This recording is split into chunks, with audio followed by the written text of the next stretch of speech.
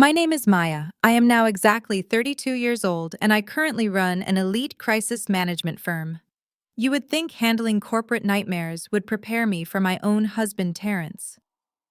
Your opinion does not matter, he snarled, his eyes sweeping over my mother with disgust. I did not scream.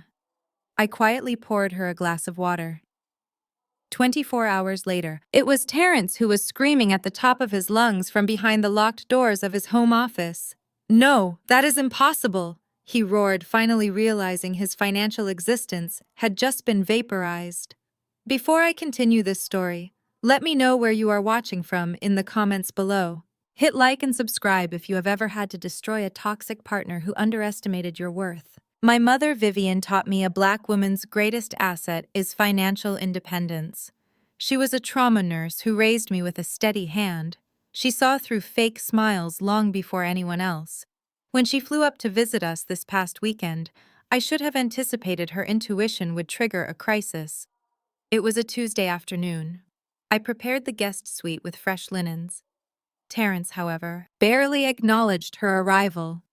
As an executive at an investment fund, Terrence was consumed by maintaining the flawless facade of Black excellence. He drove a Porsche, wore bespoke suits, and golfed at an exclusive country club, trying to impress older men.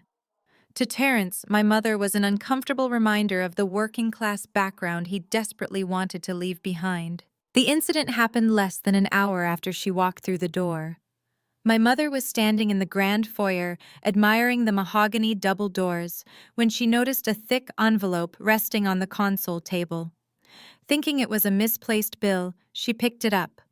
The flap was already loose, and a heavy receipt slid out onto the marble floor. Vivian bent down to retrieve, and her nurse's eyes locked onto the numbers. "Maya," she said, her voice laced with confusion. "Did you buy something from Cartier recently? There is a receipt here for $25,000. Before I could turn around from the kitchen island, Terrence materialized from the hallway.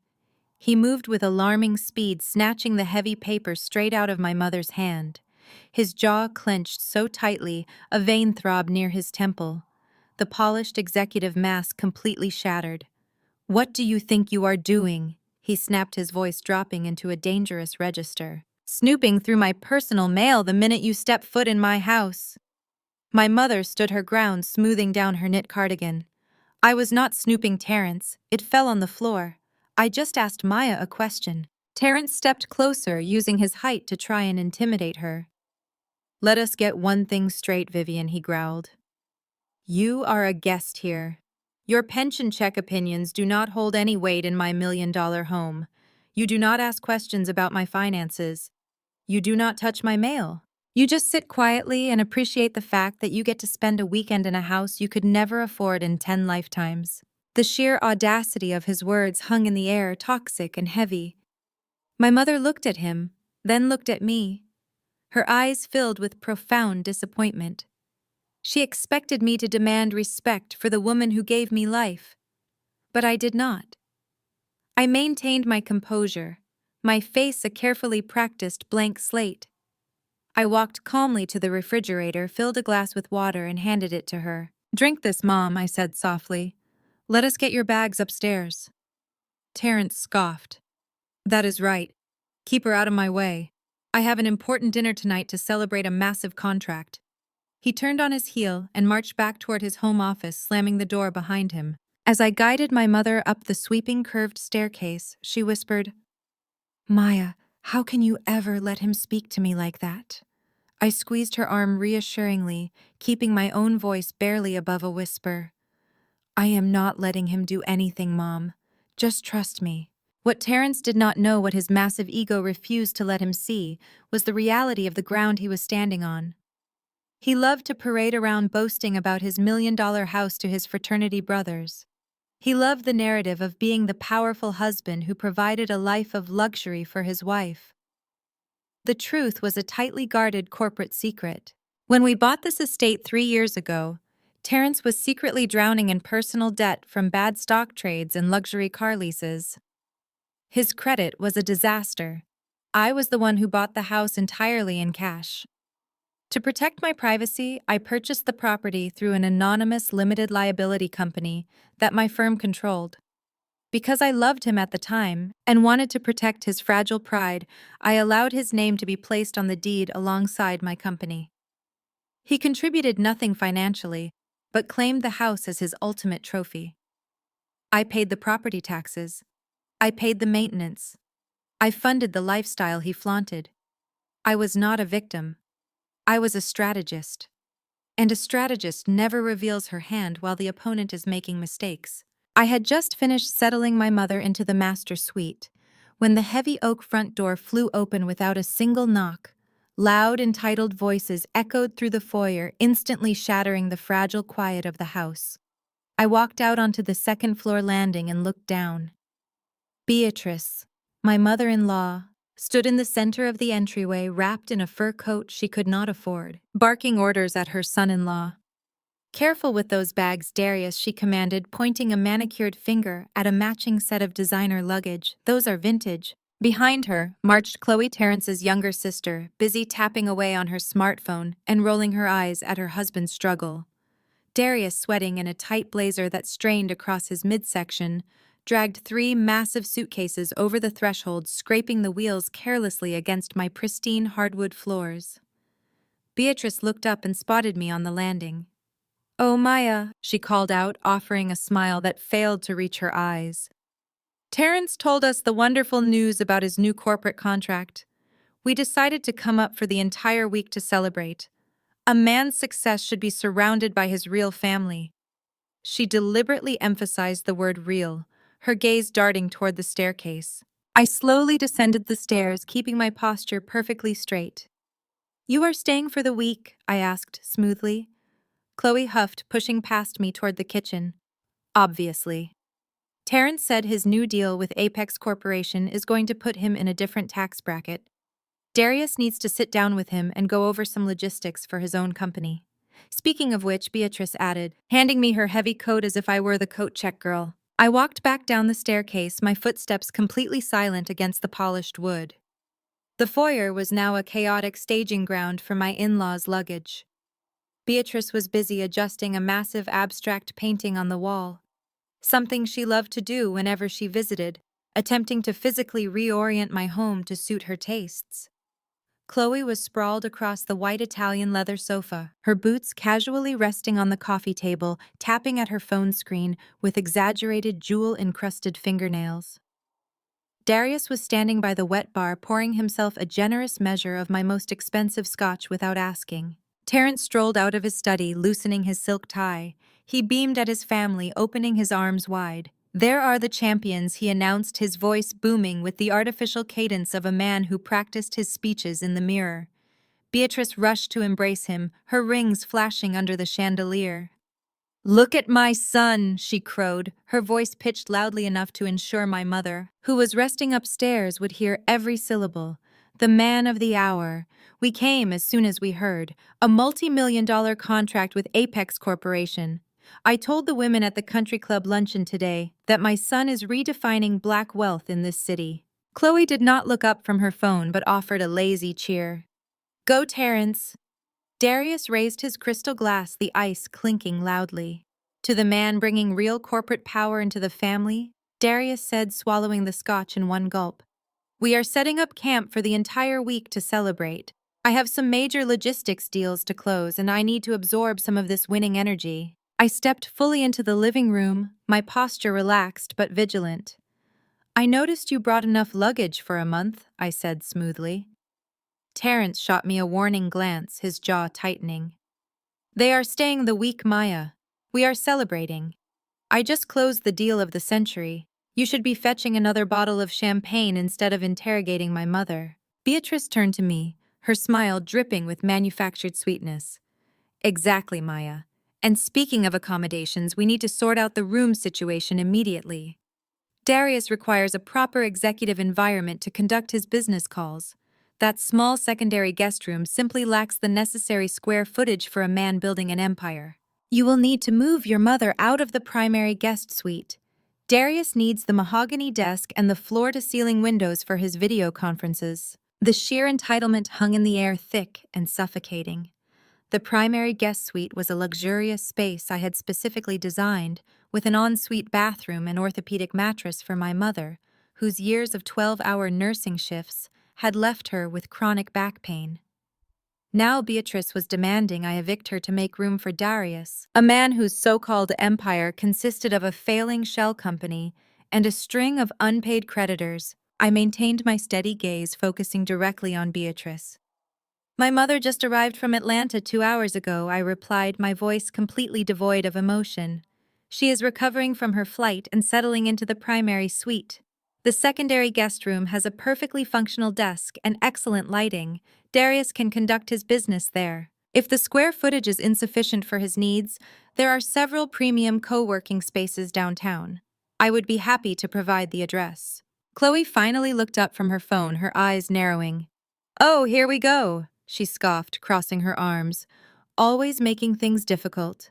Beatrice placed a dramatic hand over her heart, performing a masterclass in offended matriarchy. "I cannot believe the disrespect," she gasped, turning to Terrence. "I come to your home to celebrate your massive success, to uplift the Black men in our family. And your wife treats us like unwanted burdens. She prioritizes a retired nurse over a businessman building generational wealth." Terrence stepped forward, his chest puffed out, fueled by his mother's enabling validation. He pointed a finger at me, his eyes dark with barely suppressed rage. "You are going to move your mother right now, Maya. You are completely hostile to Black familial unity. Every time my family tries to gather and build together, you create friction. You act like you are better than us because of your little consulting business, but I am the one bringing in the real money. I am the one securing the legacy. You need to drop this toxic independence and act like a supportive wife for once in your life." The gaslighting was textbook. It was a calculated psychological maneuver designed to isolate me, guilt-trip me, and force me into submission by weaponizing cultural expectations. He was using the concept of familial unity as a bludgeon to force me to disrespect my own mother.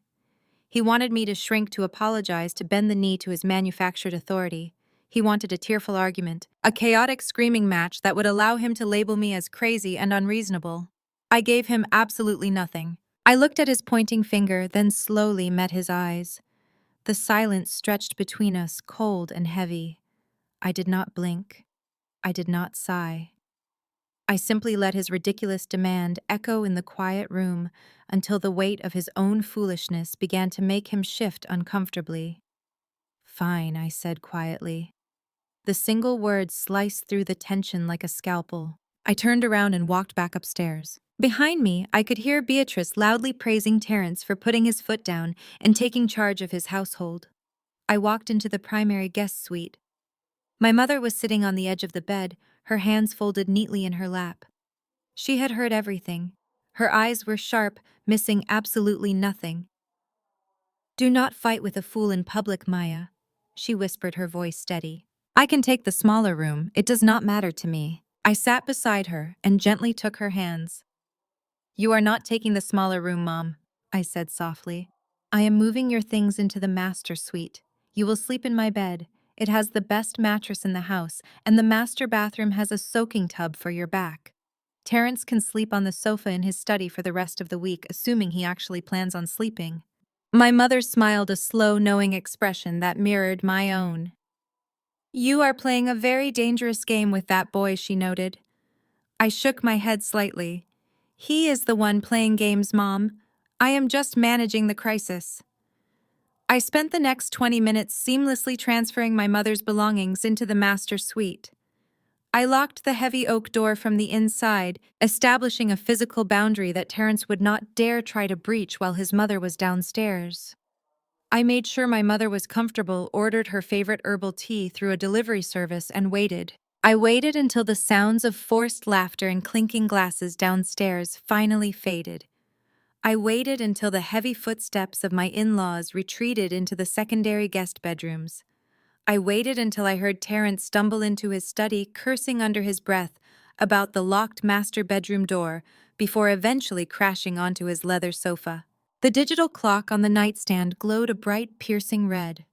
It was exactly 2 in the morning.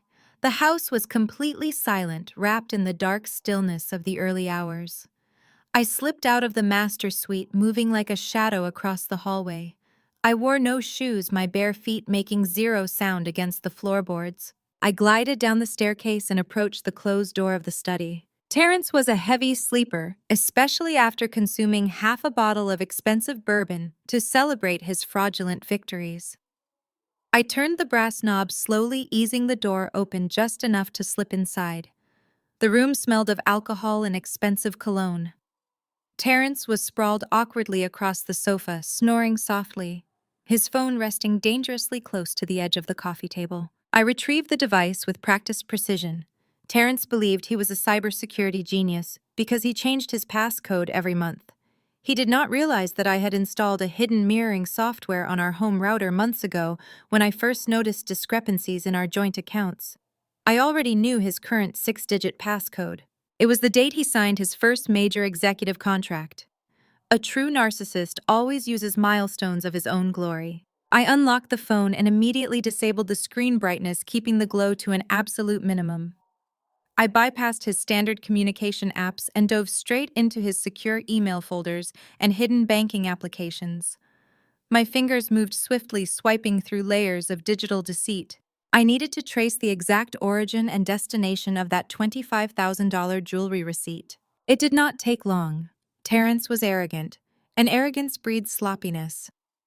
I found the digital invoice from the high-end jeweler buried in an archived folder he assumed I would never check. The receipt was for a custom-designed platinum necklace featuring a flawless 2-carat diamond pendant. The billing address was listed as our home, which explained why it had mistakenly arrived in our mailbox. But the shipping address was entirely different. I memorized the street name and zip code. It was a luxury high-rise apartment building located right in the center of the downtown financial district. The kind of building that required a 6-figure income just to pass the tenant background check. I pulled up the building's public registry on my own device and cross-referenced the apartment number listed on the shipping invoice. The necklace had not been purchased as a lavish gift for his mother Beatrice, despite her constant demands for expensive tokens of affection. It certainly had not been bought for his sister Chloe, who was constantly begging him for financial handouts. And it obviously was not intended for me, the wife he was currently plotting to discard. I opened his hidden messaging application, a secure app disguised as a generic calculator on his home screen. I cracked the secondary passcode and scrolled through the recent conversations. The messages were explicit, demanding, and sickeningly sweet. I read through paragraphs of Terence promising to leave his boring, unsupportive wife.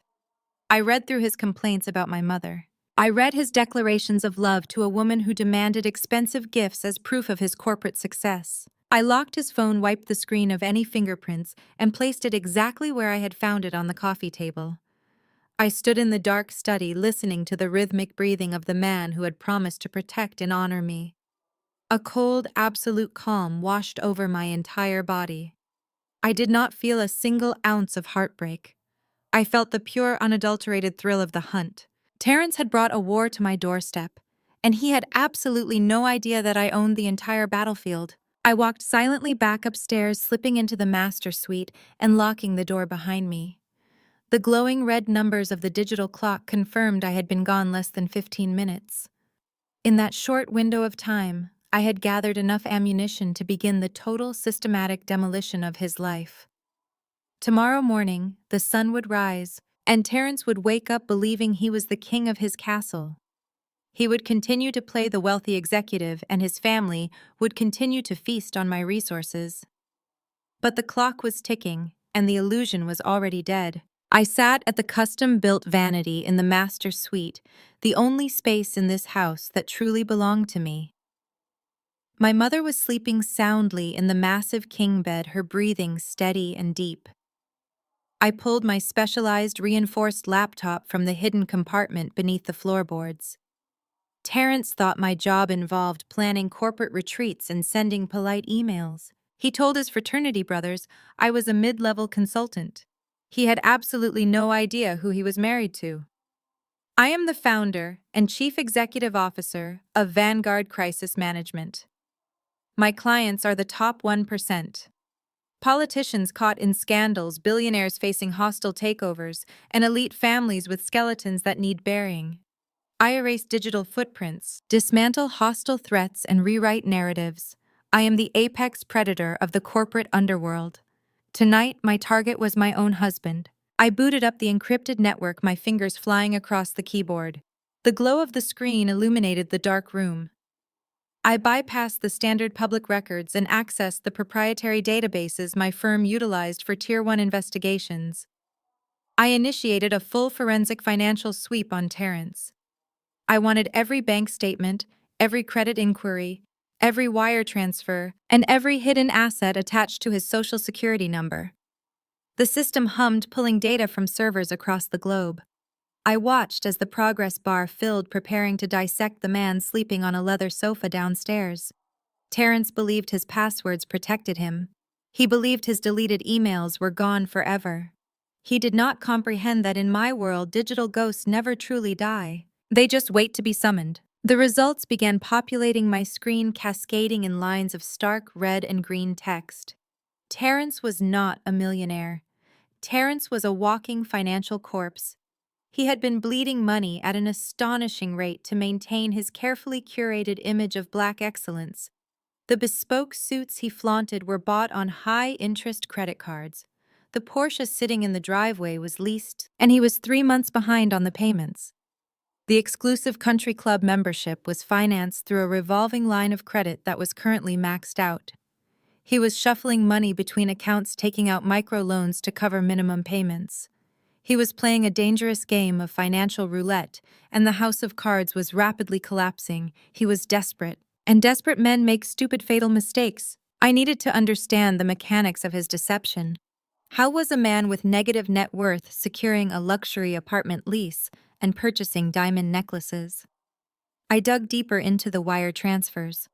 Terrence was using a series of shell companies to obscure the origin of the funds, but he lacked the sophistication to cover his tracks properly. He was leaving digital breadcrumbs everywhere. I followed the money trail, tracing the payments from his personal accounts to the shell companies, and finally to the property management firm and the jeweler. It was a sloppy amateur operation. I could have dismantled his entire network in less than an hour, but I wanted to see the full scope of his delusion before I brought the hammer down. I wanted to know exactly what he believed he had accomplished. I narrowed my search, cross-referencing the address I had memorized from his hidden email folder. The $25,000 necklace had been shipped to a luxury high-rise apartment in the downtown financial district. I accessed the property management database for that specific building. The penthouse apartments required strict income verification and background checks. I pulled the tenant registry for the exact unit number listed on the shipping invoice. The screen refreshed, revealing a high-resolution photograph and a name: Jasmine. She was 26 years old. She was a junior real estate broker for a high-end commercial agency. She had no significant assets, yet she lived in an apartment that cost $8,000 a month. Terrence was paying her rent.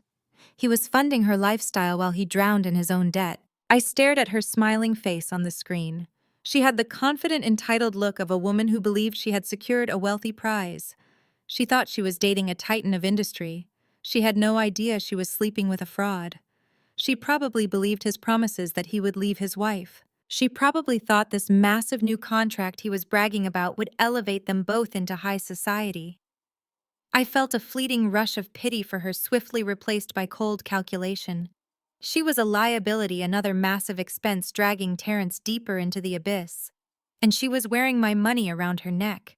Terrence was taking funds that should have secured our future and funneling them into a downtown penthouse to keep his mistress satisfied. Downstairs, Beatrice and Chloe were dreaming of their elevated status, riding on the coattails of a man who was essentially bankrupt. Darius was likely plotting how to extract his own share of the imaginary wealth. They were a family of parasites clinging to a host that was already dead.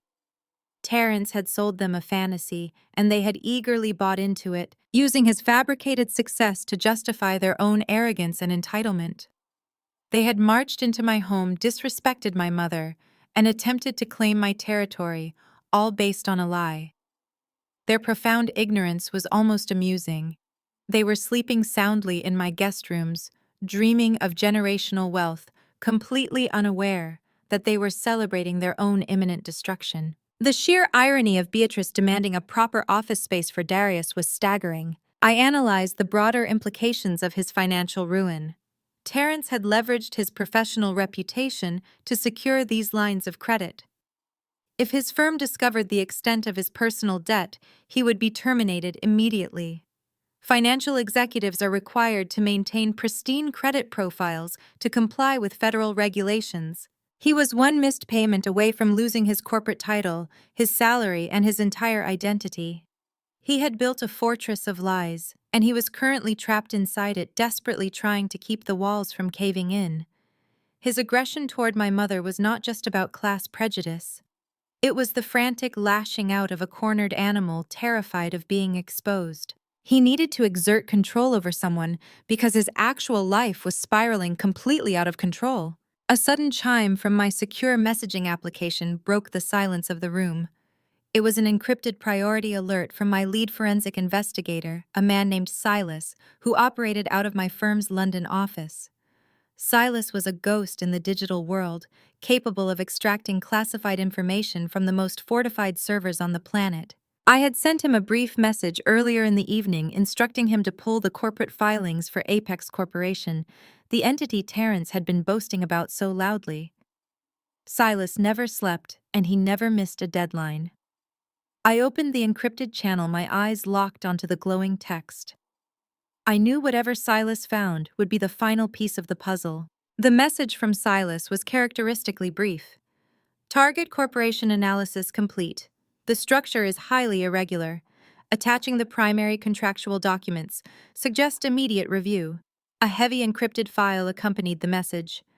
I downloaded the packet, running it through my firm's decryption protocols. The progress bar crept across the screen, unlocking the secrets Terence believed would elevate him to the ranks of the elite. My heart rate remained steady, my breathing controlled. I was a surgeon preparing to operate. I opened the primary document. It was a master promissory note, hundreds of pages of dense legal jargon and complex financial covenants. I bypassed the standard clauses and navigated directly to the core terms of the agreement. I read the financial stipulations once, and then I read them again to ensure my eyes were not deceiving me. Terence had not secured a massive investment. He had not orchestrated a brilliant corporate merger or landed a lucrative consulting contract. The documents clearly outlined the terrifying reality of his situation. He had secured a $2 million loan from Apex Corporation, but it was not a standard business loan. The interest rates were astronomically high, compounding daily. The default triggers were aggressive and immediate, designed to strip the borrower of all assets at the slightest infraction. It was a predatory lending agreement disguised as a corporate partnership. Terence had willingly signed a financial death warrant to keep his fake life afloat. He had borrowed $2 million of highly toxic debt to maintain his illusion of wealth, to fund his mistress, and to impress his toxic family. He had handed his entire future over to a predatory lender, believing he could outsmart the inevitable collapse. I stared at the digital signatures on the final page of the contract, the harsh light of the screen reflecting in my eyes. The so-called deal of the century was a brilliantly constructed trap. Terence was celebrating a fatal dose of financial poison. He was proudly parading around thinking he had conquered the corporate world, when in reality he had just sold his soul to a shadow entity. I scrolled further down the document, reviewing the collateral requirements. Predatory loans of this magnitude always required substantial, tangible assets to secure the debt. Terence had no real assets. His cars were leased, his accounts were overdrawn, and his investment portfolio was a joke. So what exactly had he pledged as collateral to secure $2 million? My eyes scanned the legal text, searching for the specific asset schedule. When I found the clause, a cold, dark fury finally ignited in my chest. He had pledged the house. The house I bought in cash. The house held under my limited liability company. The documents showed that Terence had fraudulently listed himself as the sole managing member of my LLC. He had submitted altered operating agreements to Apex Corporation, bypassing their standard due diligence protocols. He had weaponized the very protection I had offered him, using his name on the deed to orchestrate a massive felony-level mortgage fraud. He had stolen the equity from my property to fund his mistress and bail out his crumbling fake empire. He had literally stolen the roof over my mother's head to buy $25,000 necklaces and pay for luxury downtown leases. The sheer breathtaking arrogance of his crime was almost unimaginable. I closed the file and shut down the laptop. The room plunged back into darkness. My mother continued to sleep peacefully, completely unaware of the felony that had just been committed against our home. Terrence had crossed the final boundary. He had moved from toxic gaslighting to actual prosecutable financial warfare. He thought he was a genius playing a high-stakes game. He thought he had secured a $2 million lifeline to keep his black excellence facade shining brightly for his mother and sister. But as I sat in the darkness, a genuine terrifying smile spread across my face. Because Terrence had not borrowed $2 million from a faceless corporate entity, he had borrowed it from Apex Corporation, and I knew exactly who owned that shadow firm. Morning sunlight streamed through the floor-to-ceiling windows of the kitchen, illuminating the absolute disaster my in-laws had already created. It was barely 8 o'clock yet. Beatrice had somehow managed to commandeer the entire marble island. She stood there in a silk robe she had definitely taken from my guest bathroom, aggressively scrambling eggs in my favorite copper pan with a metal spatula. The screeching sound of metal gouging copper set my teeth on edge, but I simply adjusted the belt of my robe and walked toward the espresso machine. Chloe sat at the long dining table, her feet propped up on one of the velvet chairs. She was loudly chewing a piece of toast, scrolling through social media, and complaining to anyone who would listen. "Maya," she called out without looking up from her screen. "Your refrigerator is practically empty. Terrence said you hired a private chef to stock the meals. All I see is sparkling water and organic vegetables. Where is the real food? We are guests. You should have properly prepared for our arrival." I selected a dark roast coffee pod, ignoring the direct insult to my hospitality.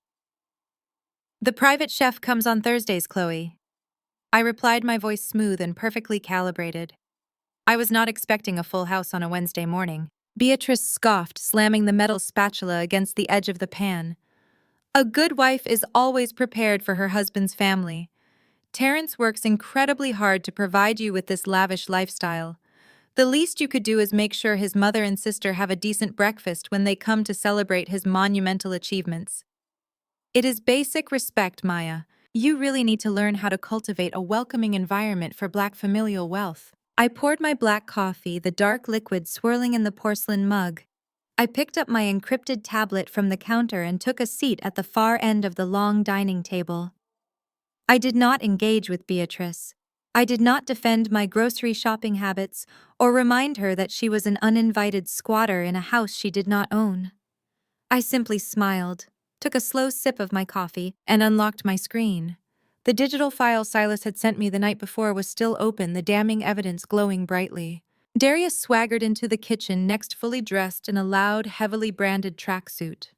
He clapped his hands together, surveying the kitchen like he owned the entire estate.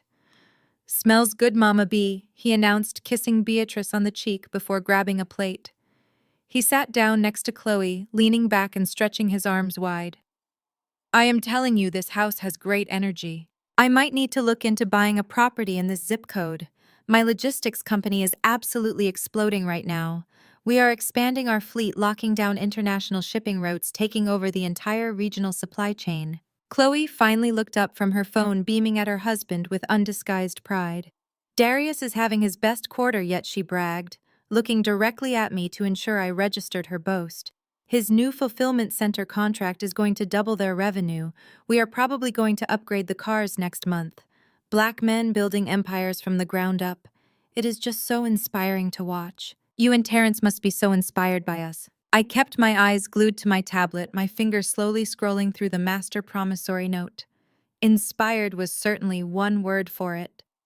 Terrence finally made his grand entrance, descending the stairs and walking into the kitchen wearing a crisp, perfectly tailored suit. He looked like a man who had conquered the universe. He kissed his mother, high-fived Darius, and poured himself a cup of coffee, deliberately ignoring my presence at the end of the table. So Terrence Darius boomed around a mouthful of scrambled eggs. Tell us about this massive Apex Corporation deal. You said it changes everything. Terrence leaned against the counter, adopting a pose of practiced corporate humility. It is a game changer, Darius. Apex is a major player, and they do not just partner with anyone. They saw the vision I had for the real estate fund. They recognized the aggressive growth strategy I implemented. They injected $2 million of direct capital into my portfolio. It is going to allow us to acquire premium commercial spaces downtown. We are leveling up. We are playing in the major leagues now. Beatrice clapped her hands, her eyes shining with tears of manufactured joy. I am so proud of you, Terrence. You are the patriarch of this family. You are elevating all of us. I took another sip of my black coffee. The bitter taste matched the icy reality unfolding on my tablet screen. While Terrence stood 10 feet away loudly bragging about his brilliant corporate partnership, I was reading the exact legal mechanics of his felony. The Apex Corporation documents contained a specific collateral schedule.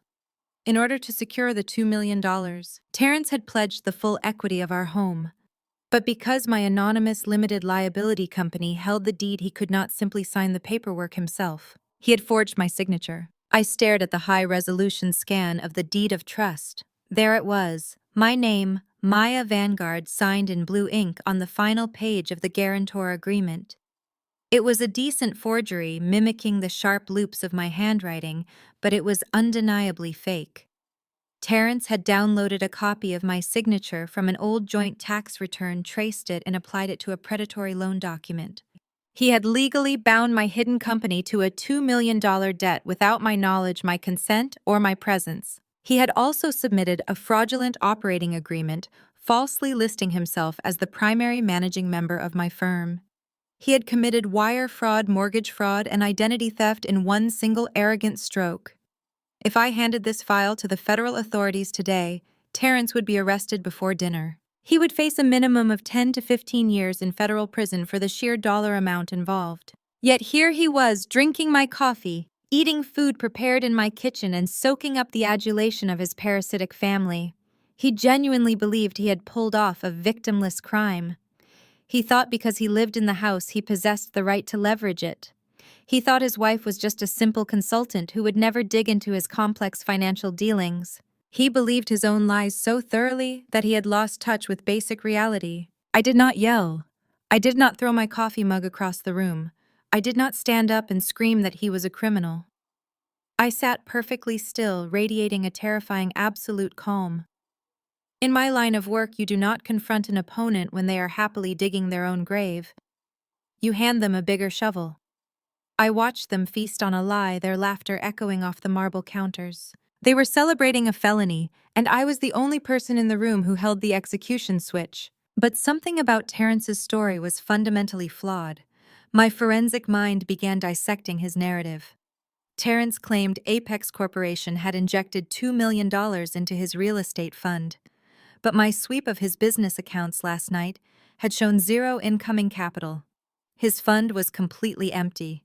His personal accounts were overdrawn. He was paying his mistress's rent from a dwindling secret checking account. If Apex had executed the loan and funded the $2 million, where exactly did the money go? Predatory lenders do not hold funds in escrow once the documents are signed. The money is wired immediately upon execution. The documents on my tablet confirmed the wire transfer had been initiated 3 days ago. I tuned out the sound of Beatrice praising Chloe's new designer handbag. I minimized the forged deed of trust and opened the wire transfer receipt attached to the Apex file. I needed to follow the routing numbers. The money had left Apex Corporation's disbursement account on Monday morning. It had been directed to an intermediary clearinghouse, a standard practice to obscure large cash movements. But I had the tracing algorithms running in the background of my tablet, cutting through the financial fog. I watched the digital progress bar as my software tracked the 21-digit routing code. The money had not gone into any account associated with Terrence's name. It had not touched his real estate fund, his personal wealth management accounts, or even the hidden account he used for his mistress. The software pinpointed the final destination of the massive wire transfer. It was an offshore account based in the Cayman Islands. I leaned in closer to the screen, my eyes narrowing. Terrence was not sophisticated enough to set up an offshore shell company. He barely knew how to clear his browser history. He would not know the first thing about navigating international banking regulations to hide $2 million. Someone else had set up the receiving account. Someone else was holding the stolen cash. The software finally cracked the ownership registry of the Cayman account, displaying the primary beneficiary name in bold white letters across my dark screen. I slowly looked up from my tablet. My gaze drifted across the dining table, past Chloe's annoying smirk, past Beatrice's haughty posture, and landed squarely on Darius. Darius was currently bragging about his massive logistical expansion, waving his fork in the air, playing the role of the booming entrepreneur. The $2 million loan had not gone to Terrence. It had been wired directly into an offshore account owned entirely by Darius.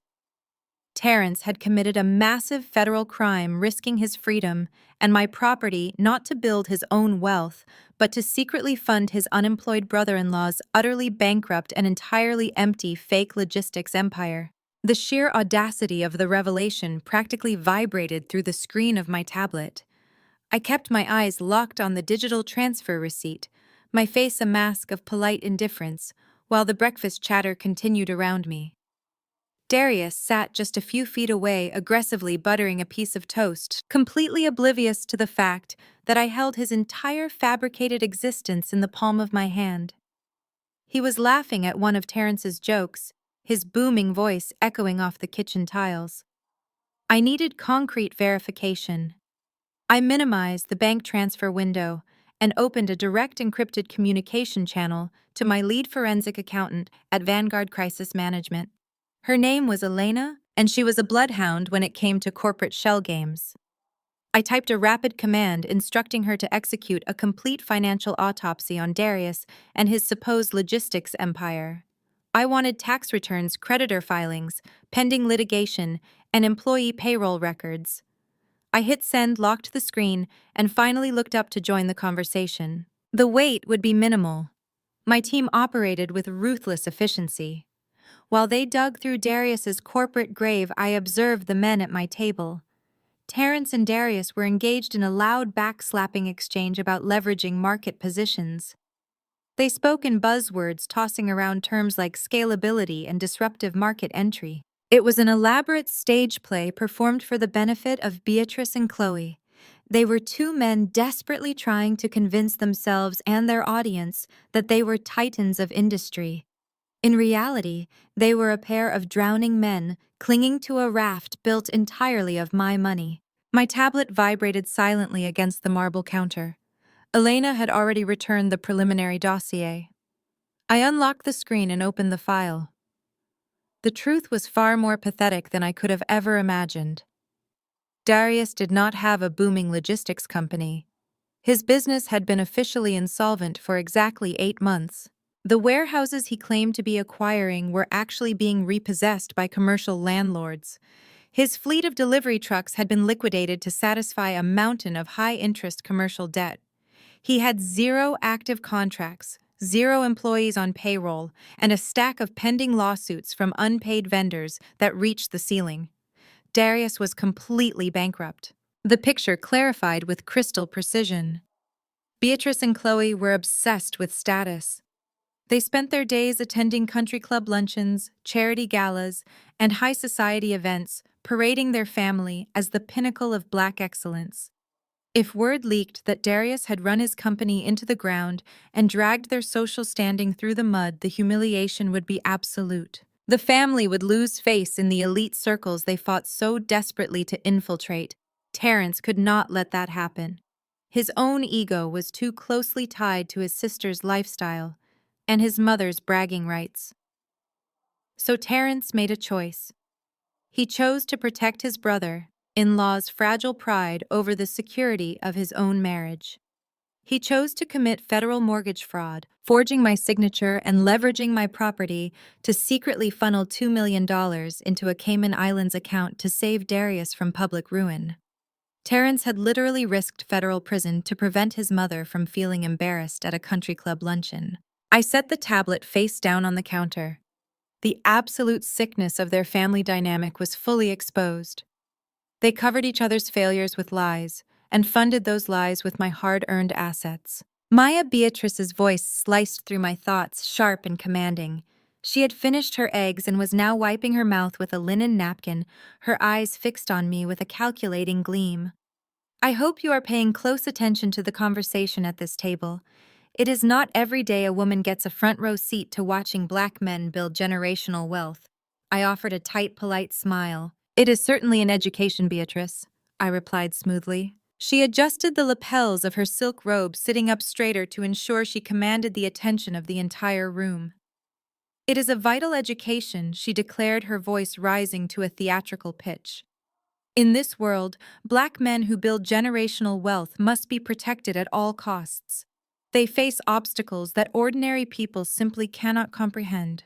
When you have men like Terrence and Darius, men who are actively securing the legacy of this family, their minds must be kept free of trivial domestic burdens. They need environments that foster their genius. She turned her gaze directly toward my mother, who had just walked into the kitchen to pour herself a cup of tea. Vivian wore a simple, elegant sweater and slacks, radiating a quiet dignity that Beatrice's loud displays of wealth could never replicate. That is the difference between building an empire and simply working for a paycheck. Beatrice continued, directing her condescension squarely at my mother. It requires a certain pedigree, a certain understanding of high-level stakes. People who spend their lives trading hours for hourly wages, people from ordinary middle-class backgrounds, they simply do not possess the capacity to understand the pressures our men face. They get bogged down in small-minded thinking. They worry about little bills and little rules. But empire builders have to bend the rules to make history. My mother stopped pouring her tea.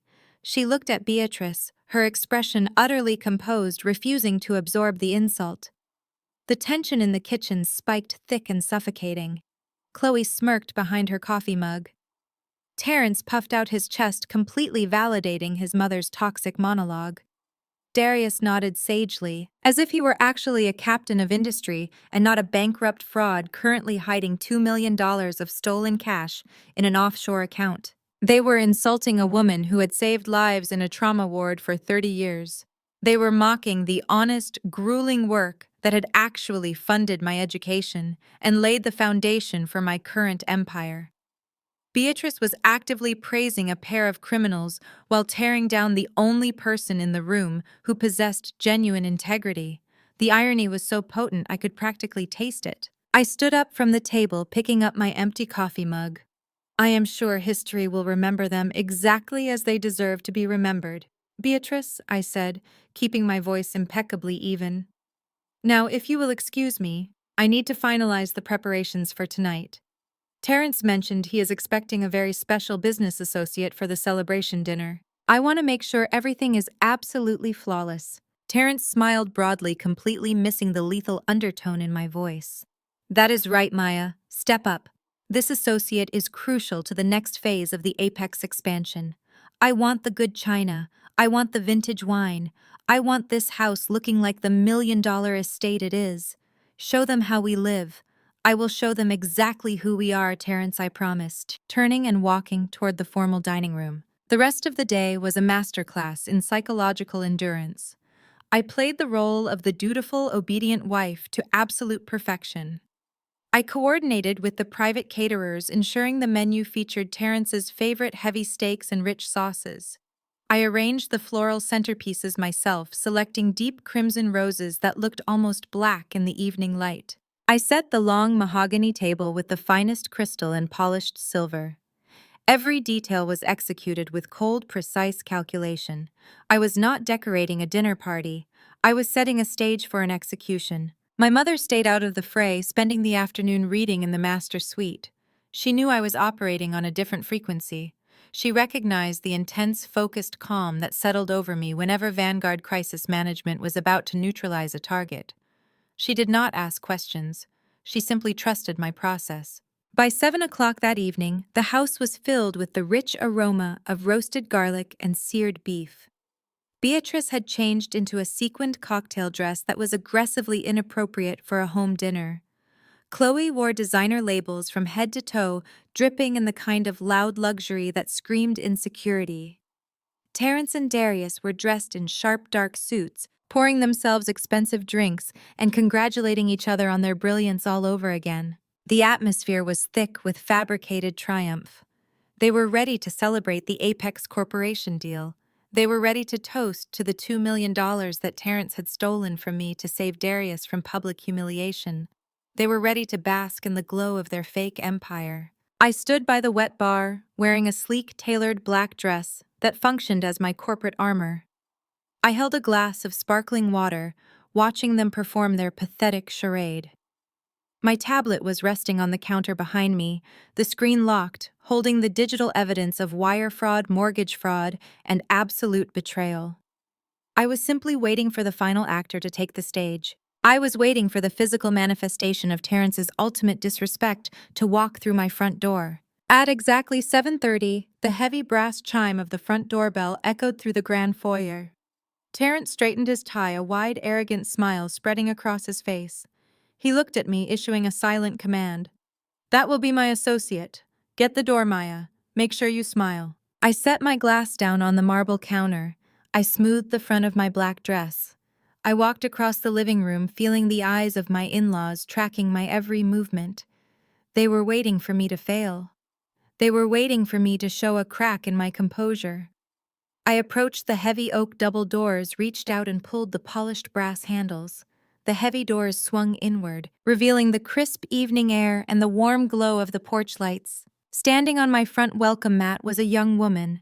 She was 26 years old, with perfectly styled hair, flawless makeup, and a confident, expectant smile. She wore a sophisticated emerald green dress that hugged her figure, projecting the image of a rising star in the corporate real estate world.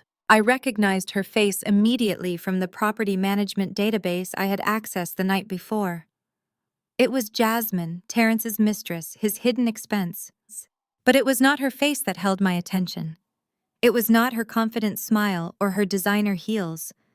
My eyes locked instantly onto her throat. Resting perfectly against her collarbone, catching the light from my foyer chandelier, and throwing brilliant multifaceted sparks across the entryway, was a massive, flawless 2-carat diamond pendant. It was set in heavy platinum and hung from a delicate custom-designed chain. It was exactly the piece described on the invoice I had retrieved from Terrence's hidden email archive. It was the $25,000 necklace that had been shipped to her luxury downtown apartment. The apartment Terrence was paying for with my money. She stood on my porch wearing the stolen wealth of my marriage around her neck, ready to step into my home and celebrate a fraudulent loan that had leveraged my property. "Hello, Jasmine," said her voice, bright and melodic, completely lacking any trace of shame or hesitation. "I am Jasmine. Terrence is expecting me." I looked at the diamond, then looked directly into her eyes. A slow, terrifying smile spread across my face. I opened the door wider, stepping aside to invite the final piece of my trap directly into the house. "Welcome, Jasmine," I said smoothly. "We have been waiting for you." Jasmine stepped over the threshold, bringing with her a cloud of heavy, aggressively floral perfume. She did not wipe her designer shoes on the mat. She did not offer a host gift, nor did she issue a polite greeting. She simply walked into my grand foyer, slipped off her tailored wool coat, and held it out toward me without making eye contact. It was the casual, dismissive gesture of a woman handing her garments to the hired help. I took the coat. I did not flinch. I did not break my polite razor-thin smile. I draped the heavy wool fabric over my arm and closed the solid oak door, sealing us all inside. "Oh my goodness, look who has finally arrived!" Beatrice shrieked from the living room. The sound was not a polite greeting. It was a high-pitched squeal of genuine familiar delight. Beatrice practically shoved past Terrence to reach the foyer, her arms thrown wide. She wrapped Jasmine in a tight, suffocating embrace, kissing both of her cheeks with exaggerated affection. "Jasmine, darling, you look absolutely stunning," Beatrice cooed, stepping back to admire the emerald green dress and the $25,000 diamond necklace resting against her collarbone. "Green is definitely your color. It screams prosperity and youth." Chloe was right behind her mother. She bypassed me entirely, pulling Jasmine into a familiar, enthusiastic hug. I am so glad you could make it, Jasmine. Chloe said, her voice dripping with manufactured sweetness. Terrence has been talking about you all week. We were hoping you would be able to break away from your busy schedule to celebrate with us tonight. Darius raised his crystal glass from the wet bar, offering a loud, booming cheer. To the woman of the hour, he bellowed, taking a long sip of his drink. I stood motionless by the door, the wool coat still resting over my arm. The puzzle pieces snapped together with absolute sickening clarity. They knew. Every single one of them knew. They were not merely tolerating Terrence's infidelity. They were actively celebrating it. They had invited his mistress into my home, sat at my dining table, eaten my food, and plotted to replace me with a 26-year-old real estate broker who wore my stolen money around her neck. The level of disrespect was structural. It was a highly coordinated family effort. Beatrice and Chloe were treating Jasmine like the new matriarch in waiting, fawning over her perceived corporate status and her obvious willingness to fund their delusions. They had likely been having lunches with her, gossiping about my mother, and planning how they would divide the spoils once Terrence finally discarded his boring, unsupportive wife. Terrence walked up to Jasmine, placing a proprietary, arrogant hand on the small of her back. He looked incredibly proud of himself, a man juggling two lives and believing he was the undisputed master of both. Maya, he said, his voice laced with a sharp, patronizing edge. This is Jasmine. She was instrumental in securing the Apex Corporation deal. She possesses the kind of high-level corporate vision this family desperately needs to move forward. It is a pleasure to finally meet you, Maya, Jasmine said. Her tone was polite, but her eyes were cold, assessing and full of mockery. Terrence has told me so much about you. He mentioned you run a little consulting business from home. It must be nice to have a quiet hobby to keep you busy while he handles the heavy corporate lifting. I smiled, letting the insult wash over me like water off a stone. In my line of work at Vanguard Crisis Management, I had faced down international blackmailers, corrupt senators, and ruthless billionaires. A junior real estate broker attempting to assert dominance in my foyer was barely a blip on my radar. It keeps me sufficiently occupied, I replied, my voice perfectly smooth and devoid of emotion. Please come into the living room. I will hang up your coat and pour you a drink. What is your preference? Champagne, Jasmine commanded, already turning her back on me to follow Beatrice toward the plush seating area. Only if it is vintage, though. Terrence knows I have a very specific, refined palate. I walked to the hall closet, hung the coat with meticulous care, and proceeded to the wet bar. I poured a glass of the vintage champagne I had chilled earlier, my movements precise and unhurried. The living room had transformed into a stage for their synchronized gaslighting. They spoke in loud, coded language, specifically designed to isolate me and elevate Jasmine to the status of a conquering hero. It is just so refreshing to have someone in the room who actually understands the mechanics of true empire building, Beatrice announced, taking a seat on the white leather sofa directly next to Jasmine. Terrence requires a woman who matches his ambition. A man of his caliber cannot be anchored down by small-minded thinking or domestic limitations. He needs a partner who sees the vision. Exactly, Chloe chimed in, swirling her cocktail. Darius and I were just saying the exact same thing this afternoon. You surround yourself with people who elevate your brand. You do not keep dead weight around when you are trying to soar to the next tax bracket. It is all about corporate synergy. Right, Jasmine. Jasmine smiled, taking the champagne glass I handed her, without offering a single word of thanks. Absolutely, Chloe. In my line of work, we call it strategic upgrading. You always have to be looking for the best possible asset to maximize your returns. Sometimes that means restructuring the entire foundation and clearing out the old inventory. They laughed, a chorus of cruel, knowing chuckles. They were speaking directly about replacing me using real estate and corporate buzzwords to mask their utter lack of human decency. Terrence stood by the fireplace watching the dynamic with supreme satisfaction. He was the king holding court, basking in the adoration of the women fighting for his favor. I retreated to the single armchair near the window, watching the scene unfold with the clinical detachment of a crisis manager observing a hostile threat. They thought they were breaking my spirit. They thought their coded insults were driving me to the brink of tears. They failed to realize that every word they spoke was simply adding another nail to their collective coffin. Dinner was announced, and we moved into the formal dining room. I had instructed the private chef to prepare a flawless 5-course meal, and the table looked like a spread from a luxury architecture magazine.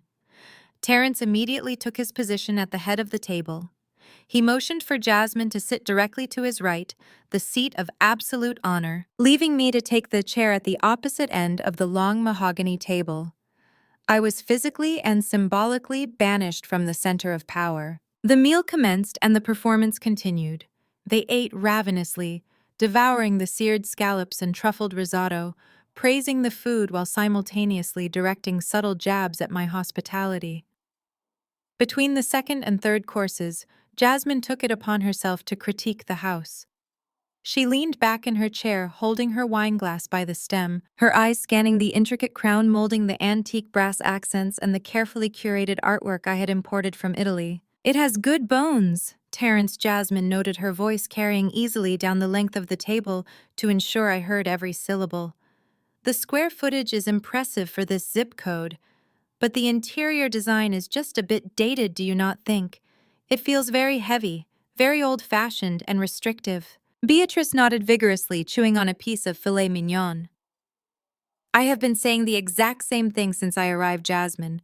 It lacks the energy of a young, dynamic executive. It feels entirely too maternal. If this were my place," Jasmine continued, waving her manicured hand through the air as if she were already holding a sledgehammer, "I would gut the entire first floor. I would knock down these walls to create a modern open concept. White marble everywhere, floor-to-ceiling glass. I would modernize the whole aesthetic to match a true executive lifestyle. You need a space that reflects your current corporate trajectory, Terrence. Not a space that looks like a suburban retirement home." Terrence smiled, looking at her with undisguised affection and blind arrogance. "I like the way you think, Jasmine. Modern, aggressive, unapologetic. We should definitely discuss some renovations after the Apex deal closes. It might be time for a complete overhaul of the property." They were openly discussing tearing down the walls of the house I owned in cash, using the money Terrence had stolen from my equity to fund the demolition. The sheer intoxicating delusion of the conversation was breathtaking. I carefully set my silver fork down on the porcelain plate. "I think white marble would be a fascinating choice, Jasmine," I said, my voice carrying a deceptive, quiet warmth. "But renovations can be terribly unpredictable. Sometimes, when you start tearing down walls, you uncover structural rot that ruins the entire foundation. You have to be very careful about what you choose to dismantle. You might bring the whole house down on your head before you even swing the hammer." Jasmine paused, her eyes narrowing as she tried to decipher the exact meaning behind my words. She sensed the underlying threat, but her arrogance quickly overrode her caution. "I am not worried about the foundation, Maya. I have excellent contractors. When I decide to rebuild something, I make sure the old structure is completely demolished and cleared away first." I raised my crystal water glass in a silent, mocking toast. "We will see exactly how the demolition goes then." The rest of the dinner proceeded with Terrence delivering a long, boastful speech about the Apex loan. He framed it as a genius investment, a strategic partnership that would yield millions in returns within the fiscal year.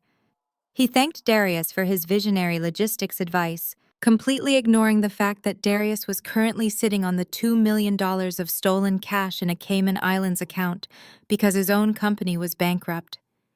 He thanked Jasmine for her fierce loyalty and corporate savvy.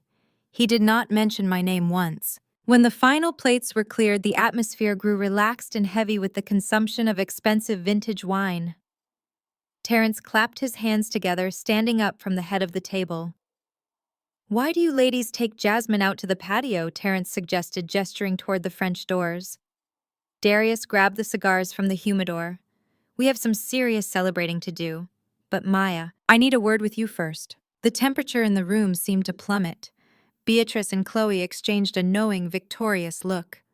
Jasmine smirked, standing up and smoothing the front of her emerald dress. They assumed this was the moment. They believed Terrence was finally going to demand a divorce, throw me out of the house with nothing, and officially install his mistress as the new lady of the manor. "Take your time, Terrence," Jasmine purred, tracing her fingers lightly over his shoulder as she walked past him. "We will be waiting for you outside." I stood up slowly, keeping my posture perfectly straight. I walked toward Terrence, my face an impenetrable mask of absolute calm. He did not say a word. He simply grabbed my upper arm, his grip unnecessarily tight and aggressive, and marched me down the hallway toward his private study. He pushed the heavy door open, shoved me inside, and stepped in directly behind me. The study was dimly lit, smelling strongly of the expensive bourbon he had consumed the night before. Terrence turned around and locked the heavy door, the deadbolt engaging with a loud metallic click. He walked over to his mahogany desk, his chest heaving with arrogant energy.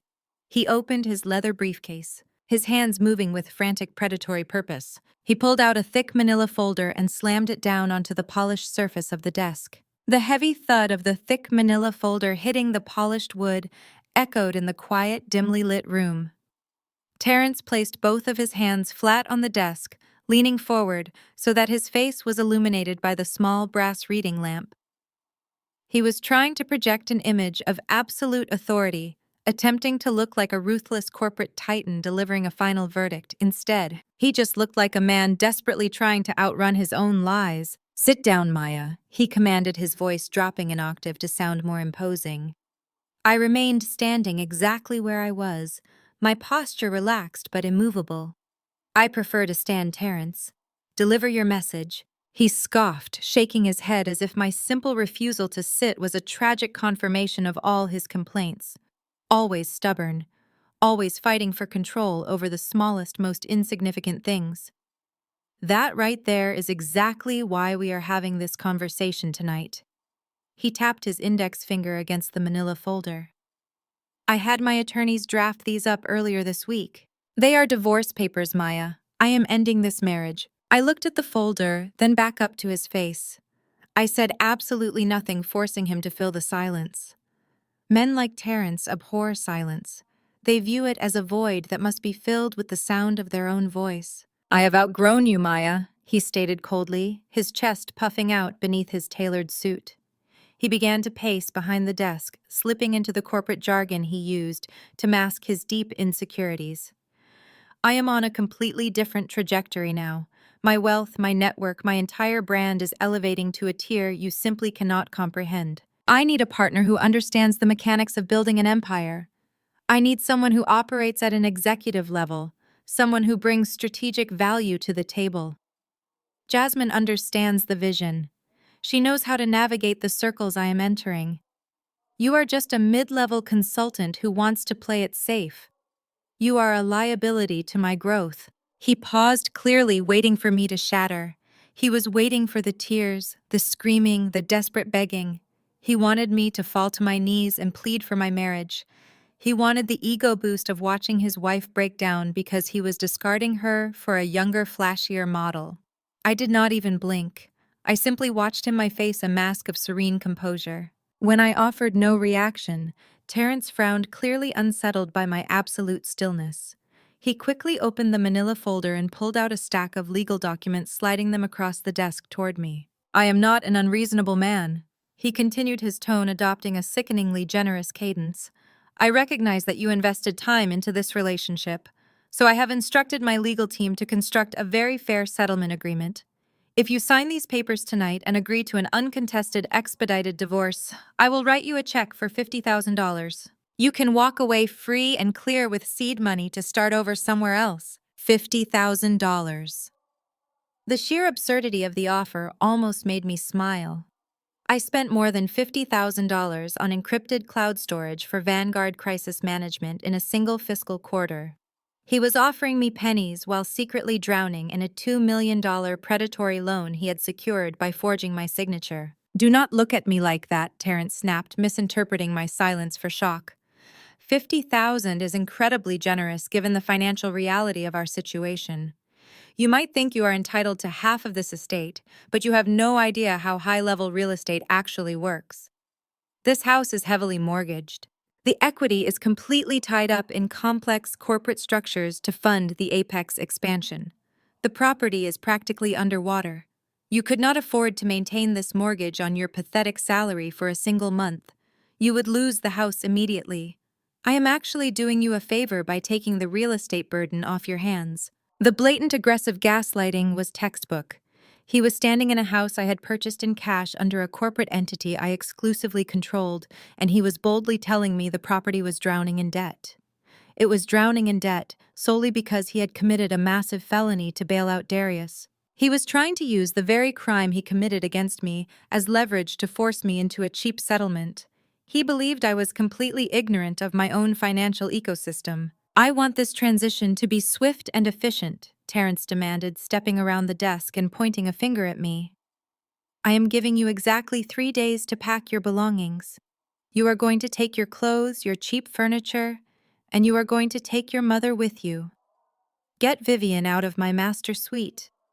I want both of you completely off my property by Saturday morning. Jasmine is moving in on Sunday, and she has already scheduled contractors to begin the renovations. If you cause a scene or if you try to drag this out in court, I will rescind the $50,000 and you will walk away with absolutely nothing. He crossed his arms, staring me down with a sneer of pure, unfiltered arrogance. He thought he had trapped me. He thought he had outmaneuvered me, outsmarted me, and successfully discarded me with zero consequences. He believed he was the apex predator in the room. As I looked at his smug, sneering face, I did not feel a single ounce of heartbreak. I did not feel the sting of rejection or the panic of a discarded wife. Instead, a profound, overwhelming sense of peace washed over my entire body. It was the absolute tranquility of a strategist who has just watched her opponent willingly walk into a sealed vault and hand over the key. For years I had held back. I had dimmed my own light to protect his fragile ego. I had played the role of the supportive, quiet wife so Terrence could feel like a powerful executive. I had tolerated his insufferable mother, ignored his lazy sister, and bankrolled his entire existence because I believed in the sanctity of our vows. But looking at the divorce papers sitting on the desk, the final chain was cut. He was legally officially declaring war. And in doing so, he had completely released me from any moral or marital obligation to protect him. The marriage was dead. The illusion was over. And I was completely free to deploy the full, terrifying weight of Vanguard crisis management against the man standing in front of me. Terrence tapped the papers impatiently. "Well," he barked. "Are you going to sign them, or are you going to stand there looking stupid?" I looked at the documents resting on the polished mahogany. I did not reach for a pen. I did not move toward the desk. I simply turned my eyes back to his face. The peace radiating from me seemed to finally unnerve him. His bravado flickered just for a fraction of a second, replaced by a momentary shadow of confusion. "I am not signing anything tonight, Terrence," I said, my voice barely above a whisper yet, carrying the cutting weight of a glacier. I turned around and walked toward the locked door. I reached out, twisted the heavy brass deadbolt, and pulled the door open. The sounds of forced laughter and clinking glasses drifted in from the patio. Beatrice, Chloe, Darius, and Jasmine were out there toasting to their fake empire, celebrating my eviction and waiting for Terrence to emerge victorious. "If you do not sign those papers, I will make your life a living hell," Maya Terrence hissed from behind me, his voice trembling with suppressed rage. "You are making a massive mistake." I paused in the doorway, my back still turned to him. I did not look back. I simply stepped out into the hallway and left the door wide open. I left the divorce papers sitting untouched on the desk. Let him think I was in denial. Let him believe I was retreating to cry. It did not matter what he believed for the next 12 hours. His reality was about to be violently and permanently dismantled. I walked up the grand staircase, my footsteps silent on the thick carpet. I moved with purposeful, lethal efficiency. I walked past the guest bedrooms where his family had scattered their luggage, past the expensive artwork I had curated, and down the hall toward the master suite. I opened the door and stepped inside, closing it quietly behind me. The room was bathed in the soft, warm light of the bedside lamps.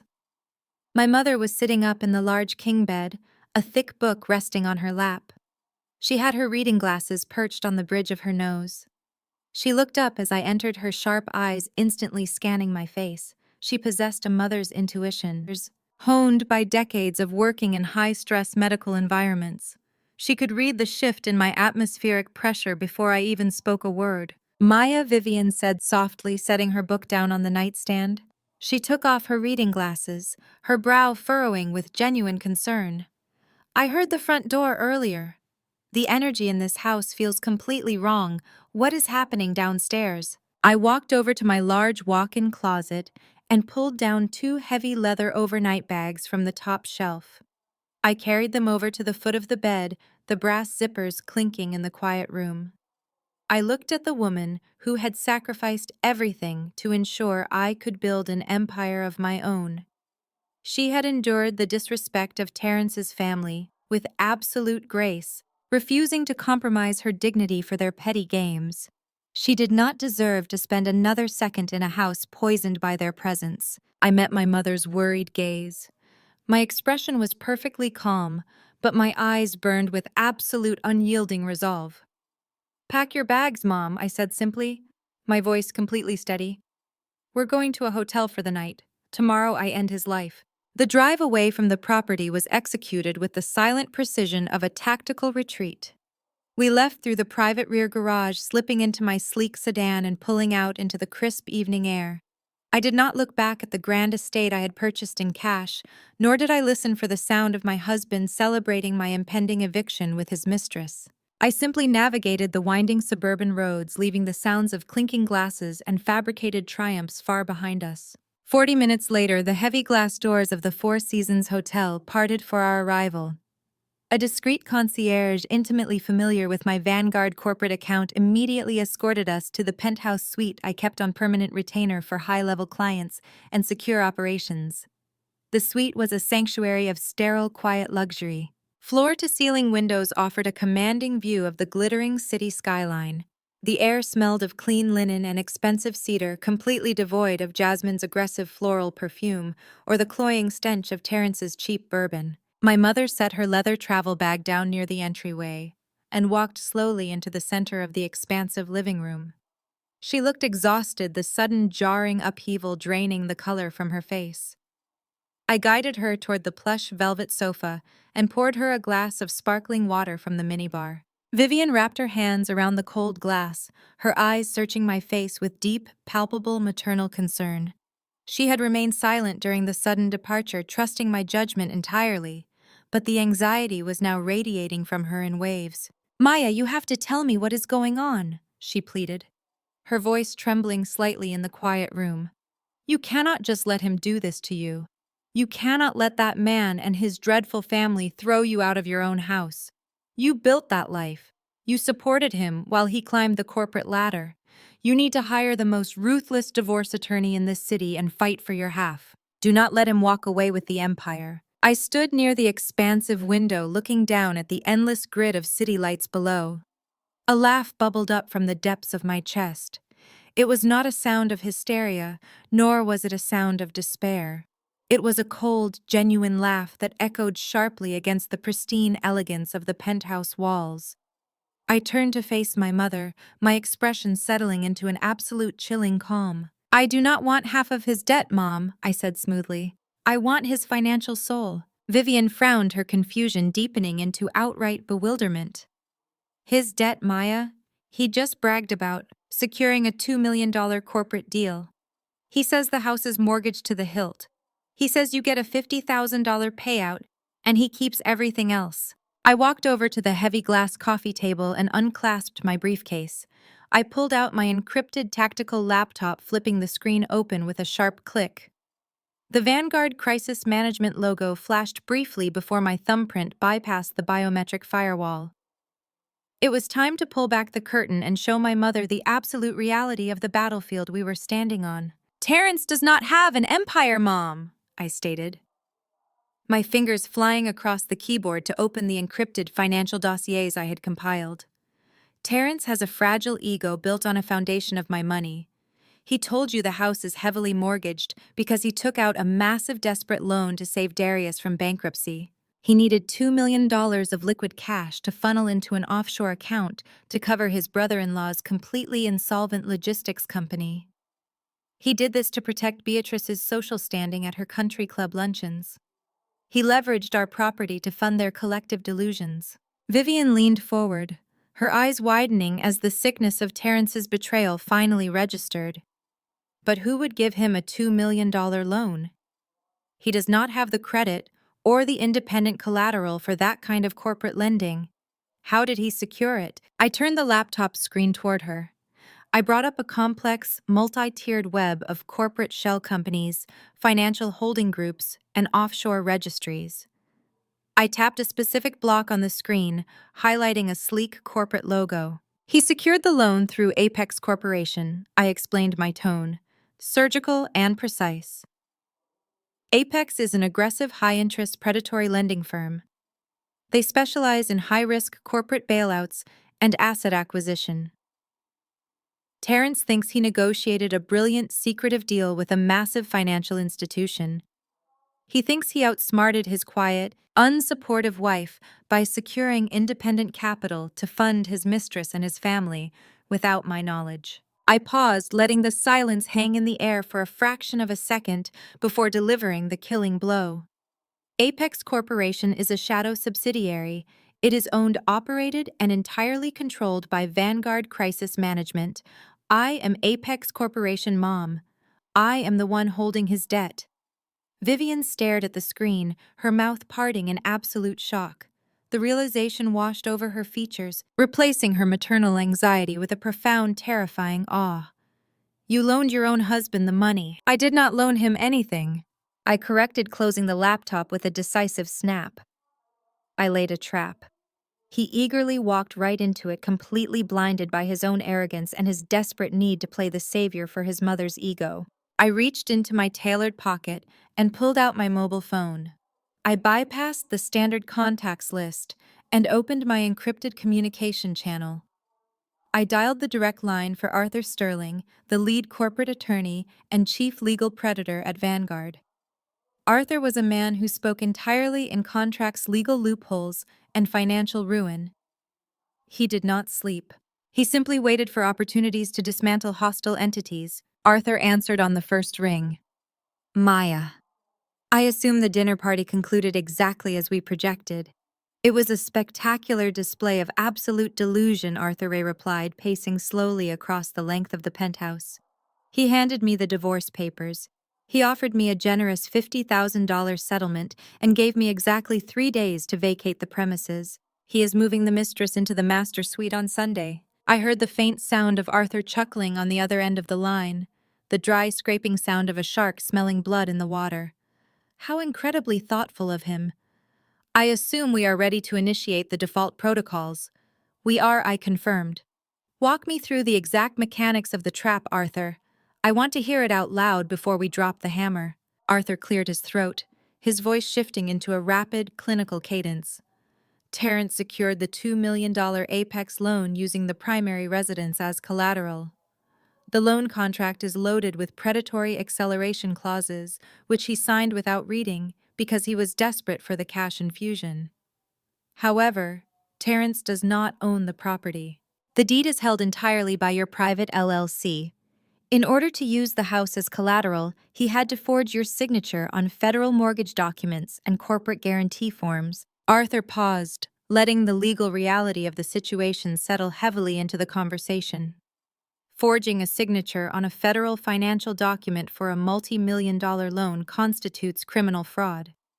But more importantly, for our immediate purposes, it constitutes a catastrophic breach of the Apex loan agreement. The contract explicitly states that any misrepresentation of ownership or forgery of collateral documents triggers an immediate non-negotiable default clause. What does that mean for Terrence practically? I asked, watching the city lights blink against the dark glass of the window. It means the $2 million is due immediately. Arthur stated, his voice dripping with lethal satisfaction. No grace period, no 30-day warning, no negotiation. Furthermore, because he committed fraud to secure the funds, the corporate veil of his own holding company is completely pierced. We have the legal right to seize every single asset he possesses. We can freeze his bank accounts, seize his vehicles, and garnish his executive salary. We also have the right to immediately refer the forgery to the federal authorities for criminal prosecution. He is not just facing bankruptcy, Maya. He is facing federal prison. I felt a cold, sharp smile spread across my face. Terence had spent the evening parading his mistress around my dining room. He had allowed his mother and sister to insult my intelligence and mock my mother. He had confidently demanded I walk away from my own empire with a pathetic $50,000 check. He truly believed he had won. He had no idea that the ground beneath his feet had already collapsed. "Are the asset seizure documents prepared, Arthur?" I asked, my voice dropping to a dangerous hushed register. "Everything is drafted, verified, and ready to be filed with the courts the moment the doors open tomorrow morning," Arthur confirmed. "We have the freeze orders for his checking accounts. We have the repossession orders for the luxury vehicles he leases under his corporate account. We even have the injunction ready for the offshore account where he hid the funds for Darius. By noon tomorrow, Terence will not be able to buy a cup of coffee. He will be completely, utterly financially paralyzed. And the divorce papers he handed me tonight, legally irrelevant," Arthur replied dismissively. "He committed a felony against your assets. The divorce proceedings will be dictated entirely on our terms.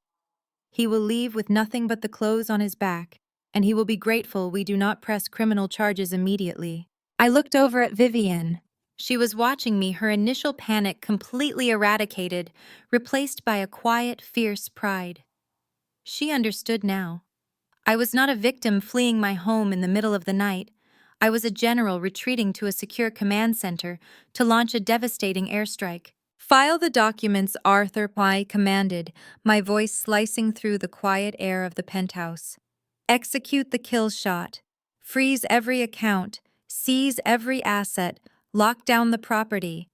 I want him to wake up tomorrow morning and realize that the empire he thought he built was nothing but a graveyard I designed specifically for him." "Consider it done, Maya. Enjoy your evening. Enjoy your—" "The bloodbath begins at dawn." I ended the call and tossed the phone onto the plush sofa next to my mother. The heavy, oppressive weight of the past 5 years had completely vanished. The masquerade was over. Terence, Beatrice, Chloe, Darius, and the arrogant mistress, wearing my stolen diamonds, were about to experience the absolute, terrifying reality of Vanguard crisis management. Dawn broke over the city, casting a harsh, unforgiving light across the penthouse suite. The sky shifted from bruised purple to pale gray, mirroring the cold, mechanical reality I was actively bringing into existence. I had not slept a single minute. Sleep was a luxury reserved for the innocent and the ignorant, and I was neither. I was a crisis manager orchestrating the total, systemic annihilation of my enemies. My tactical laptop sat open on the thick glass dining table, its screen glowing with a dozen encrypted communication windows. I sat perfectly still, functioning as the unseen puppet master of a financial guillotine.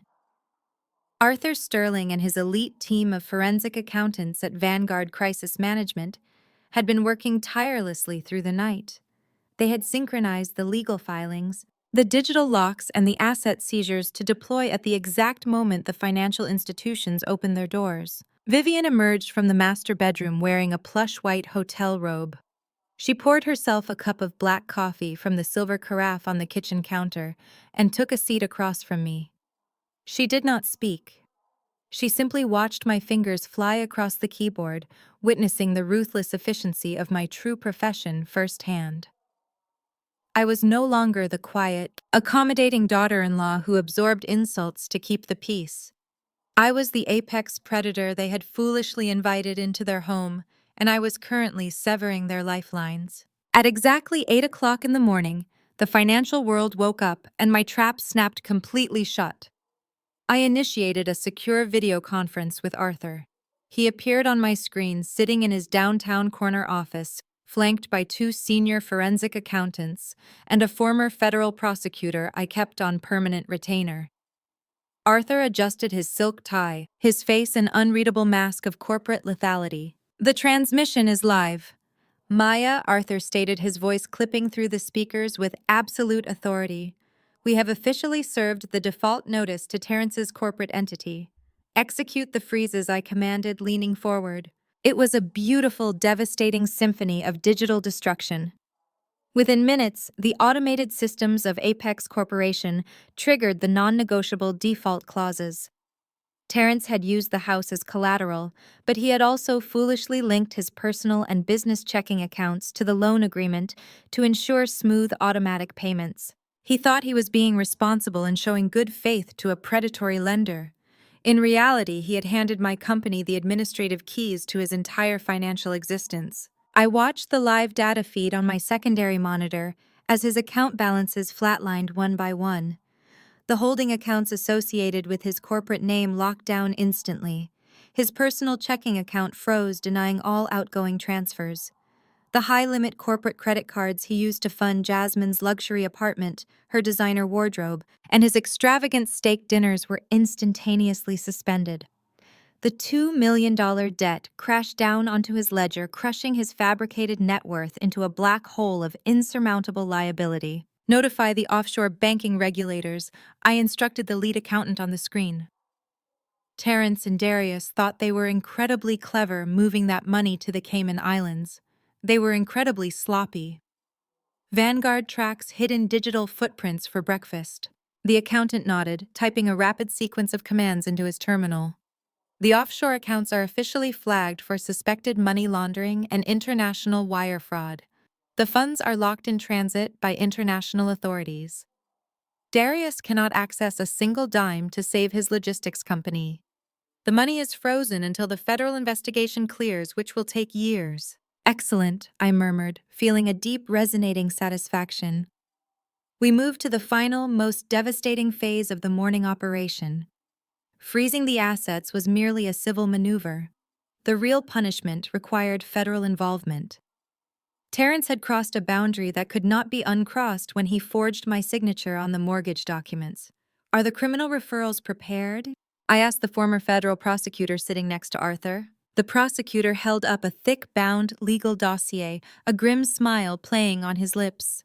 It is an absolute masterpiece of self-incrimination, Maya. We have the forged signature analyses from 2 independent handwriting experts confirming the discrepancy. We have the digital IP logs showing Terrence uploaded the fraudulent documents directly from his home office internet connection. We have the wire transfer receipts proving he moved the ill-gotten equity directly into a foreign account to benefit a bankrupt relative. It is a textbook bulletproof case of federal mortgage fraud, aggravated identity theft, and felony wire fraud. Submit the dossier directly to the regional director of the FBI White-Collar Crime Division, I ordered, my voice dropping to a dangerous hushed register. Make sure they understand the absolute urgency of the filing. Terrence poses a massive flight risk now that his assets are frozen and his mistress is demanding luxury. I will hand-deliver it to the director myself before noon, the prosecutor promised. The federal authorities will likely take a few days to secure the arrest warrants and coordinate the raid, but the investigation is officially live. Terrence is a dead man walking. I ended the video conference, closing the laptop with a sharp, decisive click. The heavy lifting was finished. The massive, invisible machinery of justice and financial ruin was now moving relentlessly toward my husband. He was currently waking up in my house, entirely oblivious to the fact that his bank cards would decline, his mistress's rent check would bounce, and federal agents were preparing to scrutinize every email he had ever sent. My personal cell phone vibrated violently against the glass table, shattering the quiet triumph of the penthouse. I glanced at the screen. The notifications were piling up in the family group chat Terrence had forced me to join 5 years ago. I unlocked the phone and opened the messages. Beatrice and Chloe were completely unrestrained drunk on their perceived victory. They truly believed I had run away in the middle of the night, terrified by Terrence's divorce papers and his aggressive demand that I vacate the property. The first message was from Chloe. She sent a picture of my formal dining room, completely trashed from the night before, empty vintage wine bottles and dirty plates scattered across the mahogany table. The caption read, "Looks like the maid forgot to clean up before she ran away. Good riddance to bad rubbish. Enjoy your cheap apartment, Maya." Beatrice chimed in immediately after her text, a long paragraph of unfiltered venom. "I always knew you lacked the spine for high society, Maya. A real woman fights for her man. You just packed your cheap bags and scurried out the back door like a coward."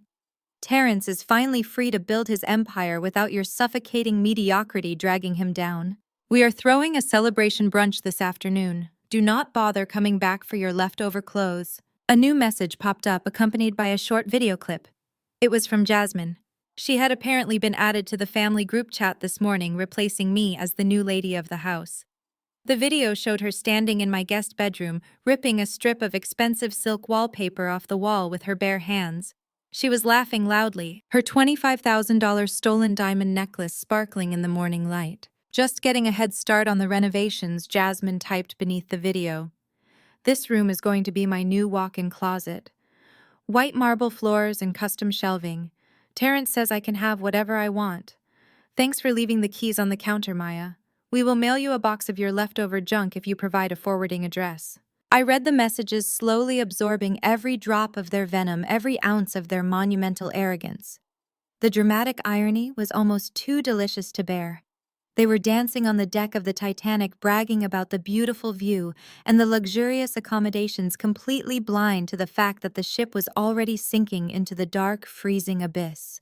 They were celebrating the man who was technically penniless, legally compromised, and moments away from total devastation. I locked the phone and slid it into my pocket.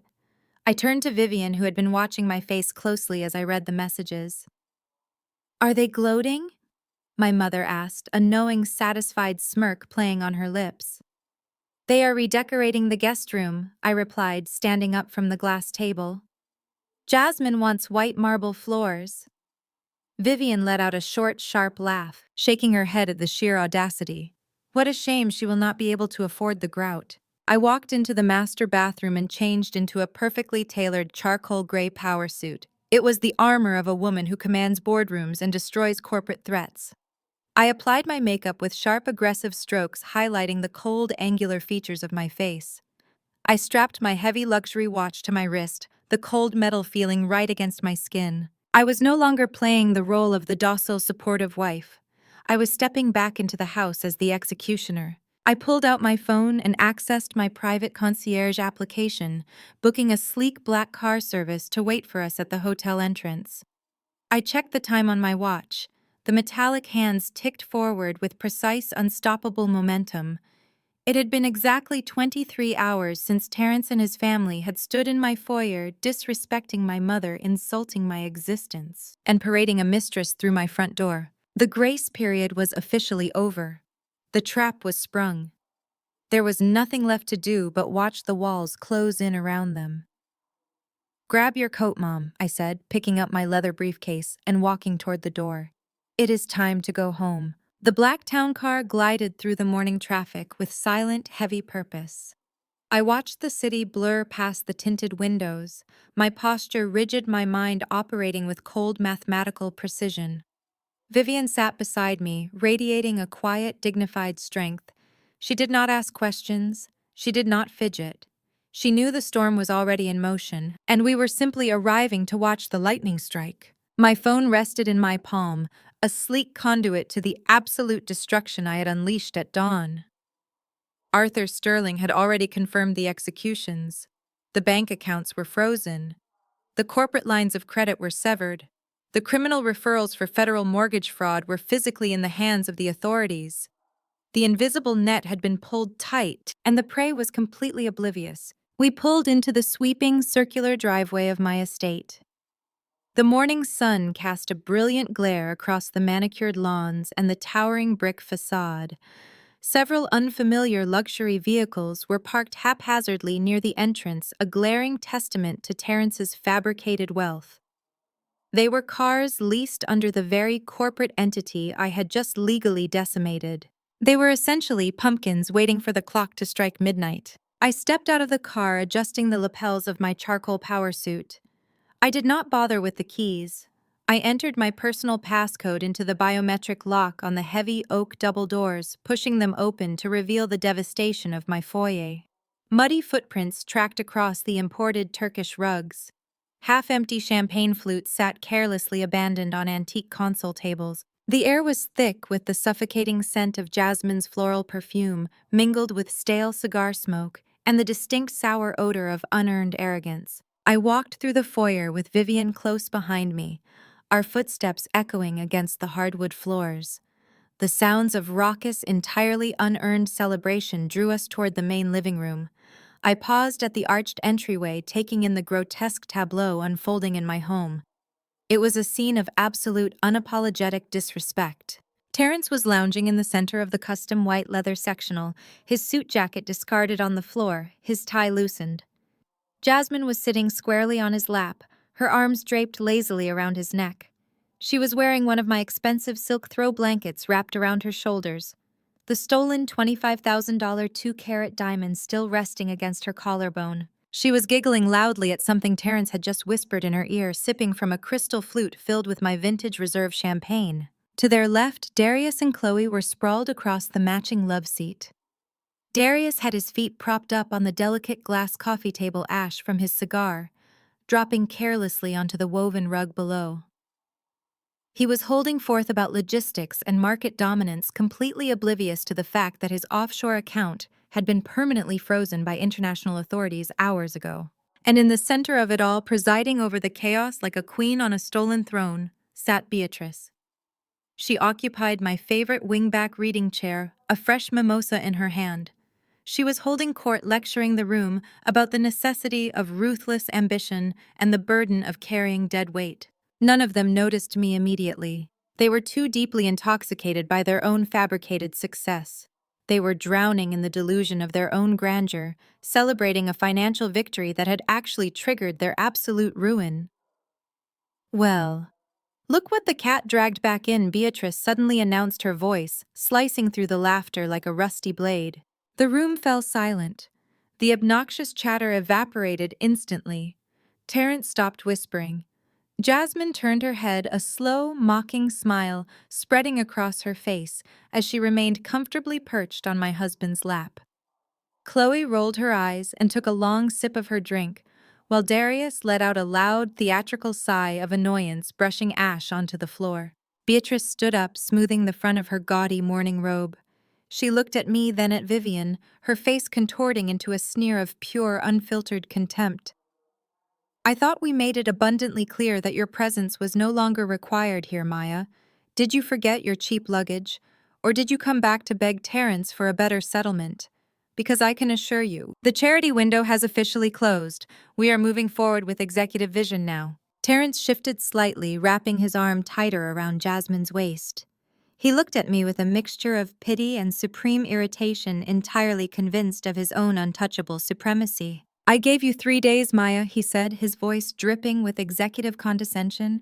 But honestly, showing up unannounced while we are trying to enjoy a family brunch is just pathetic. You are making this transition entirely too awkward. Jasmine has contractors arriving in an hour to look at the guest room.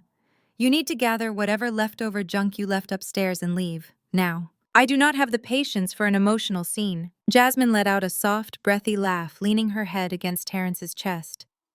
Maybe she wants to help me pick out the new marble for the floor's Terrence. Or maybe she just wants to take a few notes on how a real woman upgrades a property. Do not be too hard on her. It must be devastating to see what an actual power couple looks like. Chloe giggled from the love seat, tapping her manicured nails against her glass. Just write her a check for a taxi, Terrence. We do not have time to deal with emotional breakdowns today. We are celebrating the apex deal. We are celebrating the future. Let the dead weight roll away on its own. I did not yell. I did not cry. I did not flinch. I simply looked at them. I looked at the stolen diamond, the ruined rug, the empty bottles, and the absolute staggering delusion radiating from every single person in the room. I felt an overwhelming sense of peace. It was the calm before the total, unmitigated devastation. They were speaking to me as if I were a defeated peasant, entirely unaware that I held their financial execution orders in the palm of my hand. I did not answer Beatrice. I did not respond to Terrence's arrogant demands or Jasmine's petty insults.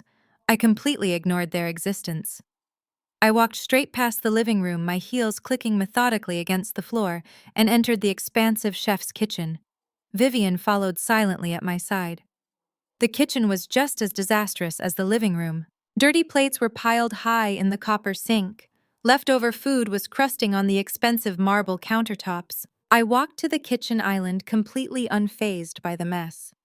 I pulled two clean crystal glasses from the upper cabinet. I opened the custom refrigerator, retrieved a bottle of imported sparkling water, and calmly poured a fresh glass for my mother. I handed it to her, offering a slow, reassuring nod. She took the glass, her posture immaculate, refusing to let the chaos of Terrence's family compromise her dignity. I poured a glass for myself, took a slow, deliberate sip, and leaned casually against the cool marble counter. I pulled my encrypted tactical smartphone from my pocket and unlocked the screen. The Vanguard Crisis Management dashboard was glowing green. Every single protocol had been executed. The asset freezes were live. The corporate injunctions were filed. The criminal referrals for the forged signatures and the wire fraud were currently sitting on the desk of the federal regulators. The financial snare had tightened around Terrence's neck with absolute, inescapable precision. There was no way out. The architecture of his demise was flawless. I could feel the eyes of the entire family burning holes into my back. My silence was infuriating them. It was disrupting their power dynamic. They wanted a screaming match. They wanted a hysterical, broken wife they could mock and dismiss. They needed my tears to validate their triumph. By refusing to engage, I was denying them the very reaction they craved, rendering their insults utterly powerless. "What is wrong with you?" Terrence finally barked, his voice rising in volume as he stood up from the sofa, dumping Jasmine onto the cushions beside him. He marched toward the kitchen boundary, his face flushed with anger. "Are you deaf, Maya? I told you to pack your things and get out of my house. I am not playing games with you today. You do not get to stand in my kitchen and ignore me." I took another slow sip of my sparkling water. I kept my eyes locked on the digital clock mounted on the wall above the stainless steel ovens. The bright red numbers glowed in the morning light. 7:28. 7:29. I traced my thumb along the edge of my phone case. I did not look at Terrence. I simply watched the seconds tick away. It had been exactly 24 hours. 24 hours since Jasmine had walked through my front door wearing my stolen money. 24 hours since Beatrice had insulted my mother's intelligence in this very room. 24 hours since Terrence had dropped a fraudulent divorce settlement on his mahogany desk and demanded I walk away from the empire I built with my own hands. "Are you completely psychotic?" Beatrice yelled, stepping up directly behind her son, her voice shrill with indignation. "Call the police, Terrence. Have her removed for trespassing. She is clearly having a mental breakdown. She is embarrassing herself." I lowered my glass to the marble counter. The crystal made a soft, resonant clink against the stone. The digital clock clicked over. 7:30. Exactly 24 hours. The silence in the room was absolute, heavy and thick with unresolved tension. They were waiting for my response. They were waiting for me to break. Then the quiet was violently shattered. The shrill, frantic ringing of Terrence's cell phone sliced through the air. The sudden noise pierced the thick atmosphere of the living room, instantly shattering the smug, self-congratulatory mood. Terrence sighed loudly, rolling his eyes as he pulled the device from the inner pocket of his discarded suit jacket. He glanced at the caller identification, his annoyed expression morphing into a mask of arrogant inconvenience. "It is my private wealth manager at the bank," he announced to the room, his voice loud enough to ensure I could hear him from the kitchen. "They are probably calling to verify the massive wire transfers I initiated this morning. Security protocols are incredibly strict when you are moving millions of dollars. Keep the champagne flowing. I will handle this minor administrative hurdle." He pressed the glowing green button and lifted the phone to his ear, leaning back against the white leather cushions. "Terrence here. Make it quick, I am in the middle of a private family celebration." I leaned against the cool marble of the kitchen island, taking another slow, deliberate sip of my sparkling water. Beside me, Vivian stood perfectly still, her eyes locked on Terrence. We were the only two people in the room who understood that he was not speaking to a deferential banker, eager to authorize a transfer. He was speaking to an institutional grim reaper. There was a pause. Terrence shifted his weight, his arrogant posture stiffening slightly. "What do you mean, a global hard freeze?" "I am a platinum-tier executive client. You do not freeze my accounts without my explicit written authorization." Another pause followed. This one lasted longer. I watched with clinical fascination as the blood slowly began to drain from Terrence's face. The robust, healthy flush of victory was instantly replaced by a sickly, pallid gray. "That is completely absurd!" Terrence stammered, his voice losing its booming, authoritative cadence. "Check the routing numbers again, all of them. You froze the business accounts, too. The operational funds, the payroll lines. Listen to me very carefully. There is a massive glitch in your system. I just secured a $2 million injection of capital yesterday. The liquidity is there. Unfreeze the corporate cards right now." He listened again, his eyes widening in absolute terror. His gaze darted frantically around the living room, passing over his mother, his sister, his mistress, and finally landing on me. I stared back at him with eyes as cold and unforgiving as a winter ocean. "Seized." Terrence gasped the word, tearing out of his throat like a jagged piece of glass. "What do you mean seized by federal mandate? Who authorized this?" Before the banker could deliver the final crushing explanation, a sharp electronic beep echoed loudly from the phone speaker. "Call waiting."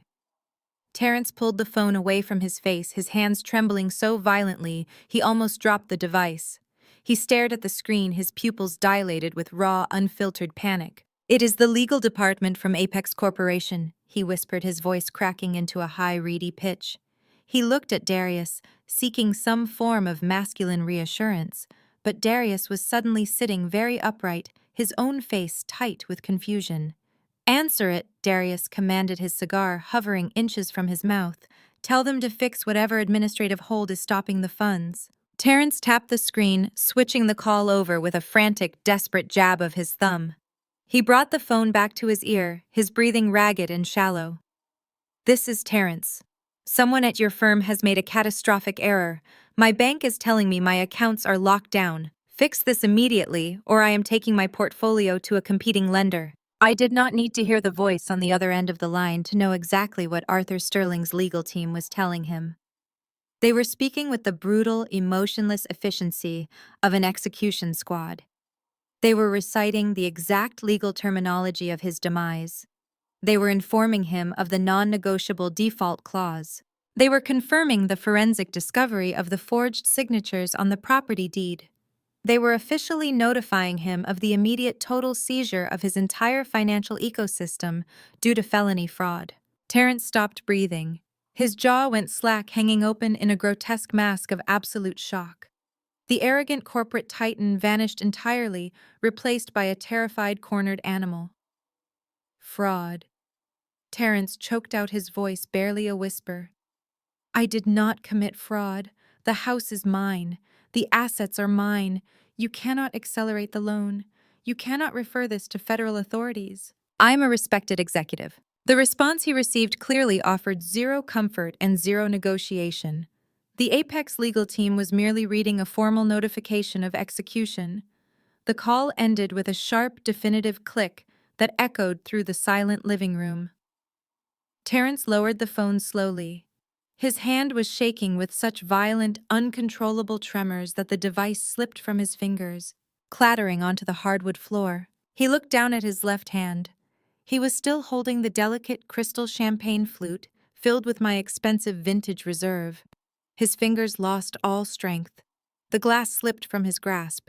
It hit the floor with a sharp, violent crash. The crystal shattered into 100 glittering pieces, sending golden champagne splashing wildly across the expensive woven rug and directly onto Jasmine's bare legs. Jasmine shrieked, jumping up from the sofa and brushing frantically at her designer dress. "Terrence, what is wrong with you? You ruined my silk hem." Terrence did not even look at her. He did not hear her complaining. He did not see the shattered glass. He was completely untethered from reality, plummeting blindly into the terrifying abyss of total ruin.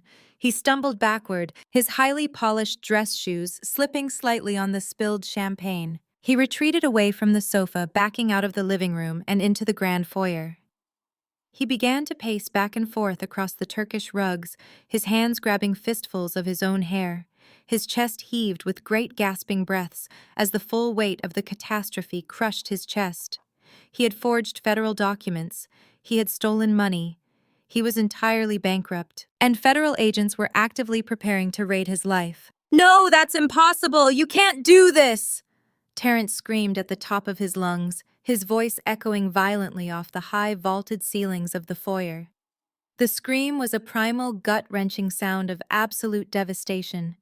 It was the sound of a man watching his entire fabricated universe collapse into ash. He kicked a decorative side table, sending a heavy porcelain vase crashing to the floor where it shattered into jagged shards. Beatrice leapt from her wingback chair, her face a portrait of maternal horror. "Terrence! Terrence, stop it! What is happening? Talk to me! What did the bank say? Who is trying to take your money?" She rushed toward the foyer, reaching out to grab his arm, but Terrence violently shoved her hands away, entirely consumed by his own terror. He continued to pace, muttering wildly to himself, his eyes darting back and forth in frantic, terrified calculations that offered absolutely no solution. In the kitchen, I remained perfectly still, leaning against the marble island. My expression did not shift. I felt a profound, chilling serenity wash over me. The trap had functioned flawlessly. The financial venom was coursing through his veins, shutting down every system, every defense, every possible avenue of escape. Before Beatrice could force her son to explain the disaster, the chain reaction hit the next link. Darius's cell phone rang. The aggressive blaring ringtone cut through the chaos of the foyer. Darius jumped, visibly startled by the sound. He pulled the phone from his pocket, his hands suddenly unsteady as he stared at the screen. He looked over at Terrence, who was still pacing and pulling at his hair, and then down at the caller identification. "It is my international broker," Darius muttered, his voice thick with sudden apprehension. He pressed the phone to his ear, his knuckles turning white as he gripped the device. Darius speaking. "Tell me the offshore transfer cleared. Tell me the logistics accounts are funded." The room fell into a deathly, suffocating silence. Even Terrence stopped pacing for a fraction of a second, looking toward his brother-in-law with wild, bloodshot eyes. Darius listened. The color drained from his face at a terrifying speed. His dark skin turned a sickly ashen gray. His broad shoulders slumped forward, as if an invisible anvil had been dropped directly onto his spine. "What do you mean the funds were intercepted?" Darius bellowed, spit flying from his lips as panic seized his vocal cords. "That was a secure, anonymous offshore registry. It is completely untouchable by domestic regulations.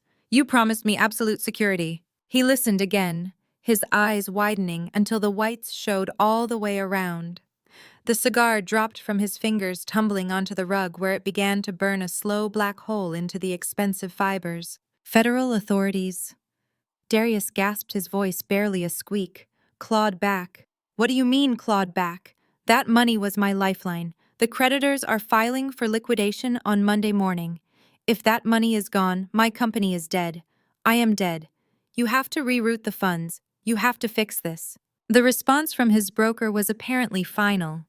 Darius pulled the phone away from his ear, staring at the blank screen as the call disconnected. The $2 million bailout was gone. The money he had desperately needed to save his fraudulent, failing logistics company had been seized by the federal government. His shell company was effectively dead. He was completely, irrevocably bankrupt, and now he was undeniably linked to a massive federal wire fraud investigation. Darius dropped the phone. It clattered against the glass coffee table, cracking the screen. He brought both hands to his chest, his fingers digging into his shirt. His breathing became rapid, shallow, and increasingly violent. He was hyperventilating, his lungs desperately fighting for air that his panic-stricken brain refused to process. He stumbled backward, his knees buckling beneath his massive frame. He collapsed heavily into the velvet armchair, his chest heaving, his eyes staring blankly at the ceiling as the reality of his total financial execution set in. Chloe, who had been watching her husband's phone call with growing unease, finally comprehended the magnitude of the situation. Her luxurious, sheltered lifestyle, funded entirely by Darius's failing company and Terrence's stolen money, had just been permanently terminated. The country club memberships, the luxury vacations, the designer wardrobes, they were all gone. She was married to a bankrupt man facing a federal investigation. Chloe opened her mouth and let out a piercing, high-pitched scream of absolute horror. She stood up from the love seat, her hands flying to her face. She stepped backward, tripping over the edge of the rug. As she stumbled, her fingers lost their grip on the handle of her coveted, highly prized Birkin bag. The heavy, overpriced leather purse plummeted toward the floor. It hit the hardwood with a dull, resonant thud, spilling lipsticks, credit cards, and designer sunglasses across the floorboards. Chloe did not even attempt to pick it up.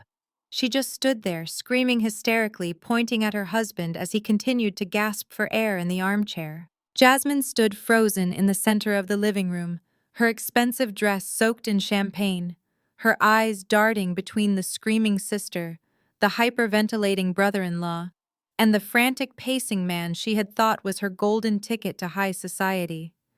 The illusion of the empire was completely shattered, leaving nothing but the terrifying, ugly reality of total ruin. I took a final sip of my sparkling water and set the crystal glass down on the marble counter. The sound was soft, but in my mind it echoed like a gavel striking a judge's block. The house of cards had officially fallen, and I had not even raised my voice. The chaotic symphony of destruction ringing through the house was suddenly punctuated by a sharp, vibrating buzz. Jasmine stood paralyzed in the center of the living room, the expensive fabric of her dress clinging to her champagne-soaked legs. She had been staring at Terence with wide, uncomprehending eyes, trying to make sense of the man who was currently crawling backward across the foyer rugs, pulling at his own hair and sobbing like a terrified child. Her phone buzzed a second time, then a third, and it was a rapid, frantic succession of notifications that demanded immediate attention. Jasmine was not merely a decorative accessory. She was a licensed, highly ambitious real estate broker for one of the most exclusive luxury agencies in the city. Her entire career was built on closing high-net-worth properties, understanding complex escrow accounts, and navigating elite financial circles. It was precisely that background that had attracted Terence to her in the first place. He had viewed her as a strategic upgrade, a woman who spoke the language of real estate and could help him project the image of a corporate titan. What Terence failed to realize, and what Jasmine was about to discover, was that Vanguard Crisis Management left absolutely zero loose ends. When Arthur Sterling launched a financial airstrike, he incinerated anyone standing in the blast radius. Jasmine slowly lifted her phone, her manicured thumb swiping across the glowing screen. I watched her from the kitchen island, taking a quiet sip of sparkling water. I knew exactly what she was reading. My legal team had not just targeted Terrence's fraudulent loan, they had targeted the methodology he used to secure it. To bypass the federal mortgage safeguards and forge the property deed, Terrence had utilized professional appraisal documents and forged letterheads from Jasmine's luxury real estate brokerage. He had weaponized her professional credentials to legitimize his felony. And Arthur Sterling had immediately forwarded that irrefutable digital evidence directly to the state licensing board and the managing partners of her firm. Jasmine's eyes darted rapidly back and forth across the screen. The color completely vanished from her face, leaving her deeply tanned skin looking ashen and hollow. Her mouth parted, her breath catching in her throat as the devastating reality of the emails registered in her brain. Her firm was not just firing her, they were actively disavowing her.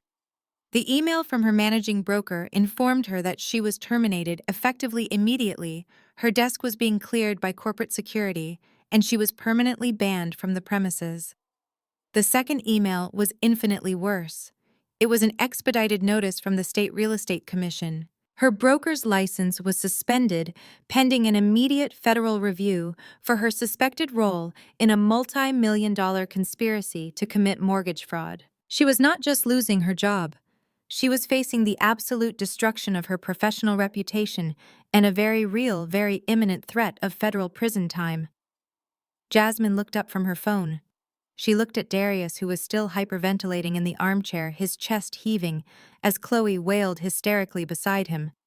Then she looked at Terence. The illusion of the powerful, untouchable millionaire evaporated instantly. Jasmine did not see a wealthy executive preparing to build an empire. She saw a broke, pathetic, soon-to-be convicted felon who had just dragged her directly into the center of a federal criminal investigation.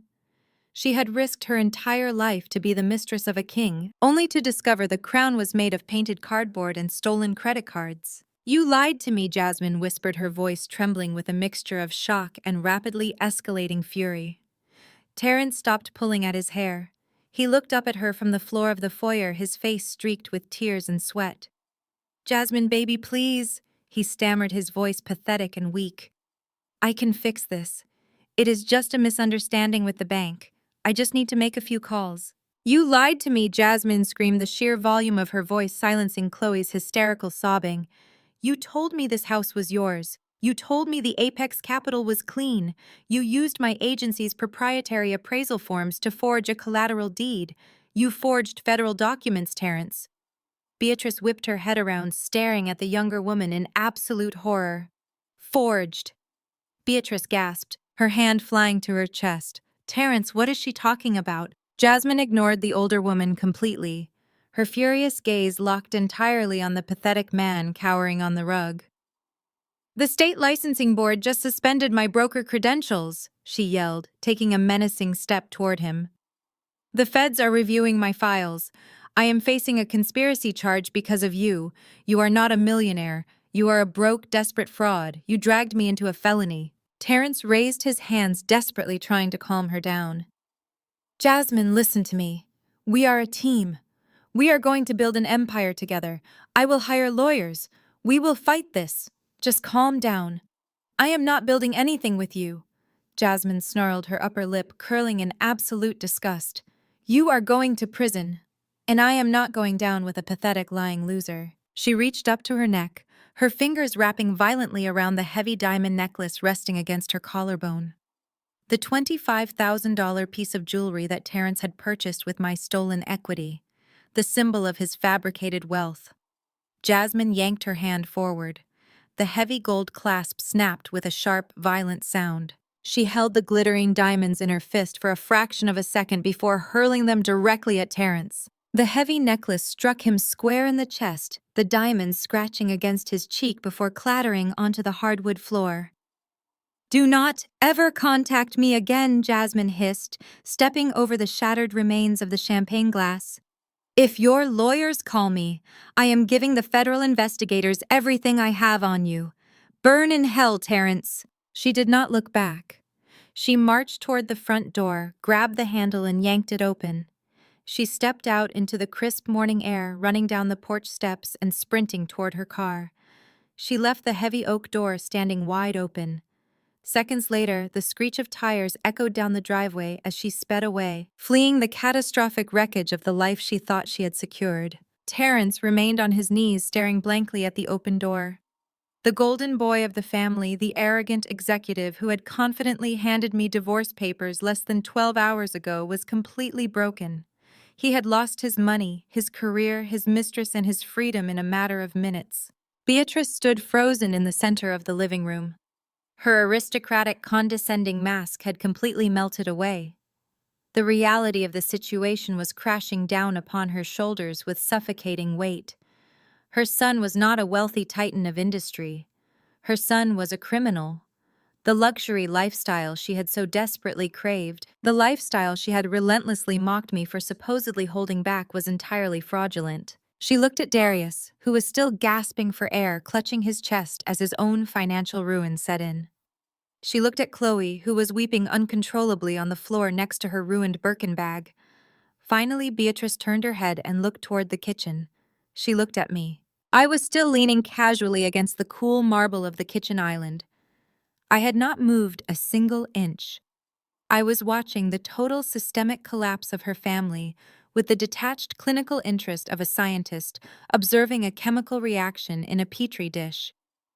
My mother stood beside me, her chin raised, watching the woman who had insulted her intelligence grovel in the ashes of her own arrogance. Beatrice's eyes widened as they locked onto mine. The desperate animalistic instinct for survival overrode her pride. She stumbled forward, pushing past the coffee table, her expensive morning robe dragging against the floor. She rushed toward the boundary of the kitchen, stopping just short of the marble island. Her hands were shaking violently. Her immaculate makeup was running down her cheeks in dark, jagged streaks. She looked completely pathetic. Maya, Beatrice pleaded, her voice cracking into a desperate, high-pitched whine. Maya, please, you have to do something. I slowly lowered my glass of sparkling water, resting it gently on the counter. I did not say a word. I simply let her speak. This is all a terrible mistake, Beatrice begged, tears streaming freely down her face as she clutched the edge of the kitchen counter. Terrence is a good man. He just made a poor business decision. He was trying to help Darius. He was trying to protect the family. You have to fix this, Maya. Fix this, I repeated softly, tasting the absolute absurdity of her request.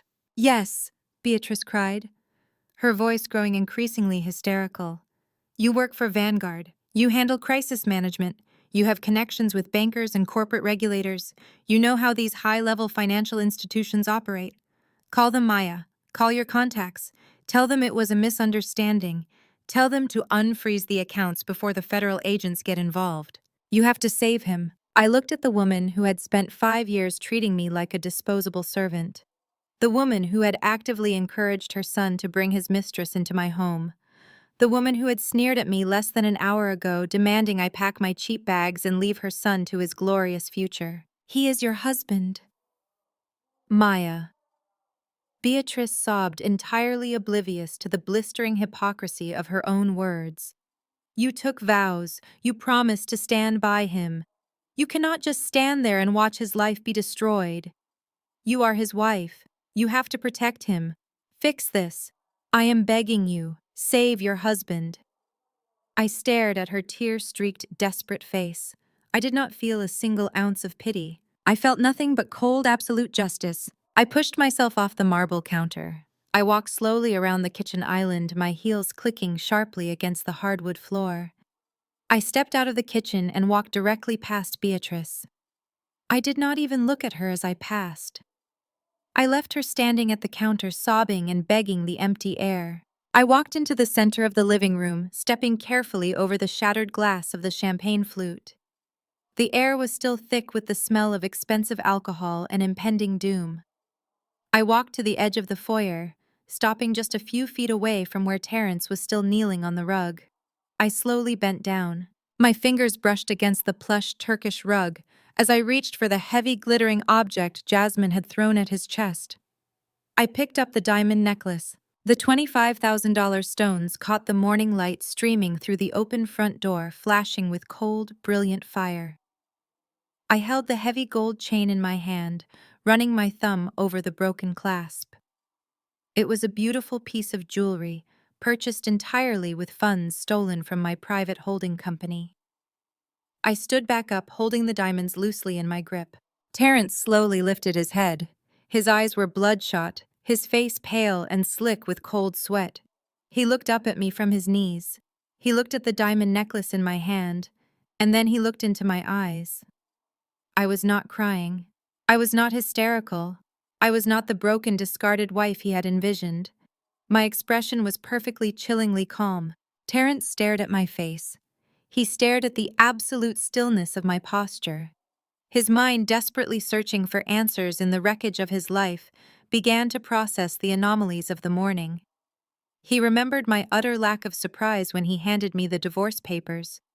He remembered my refusal to sign his pathetic $50,000 settlement. He remembered my chilling promise that I would end his life tomorrow. And then the final fatal piece of the puzzle fell into place. Apex Corporation.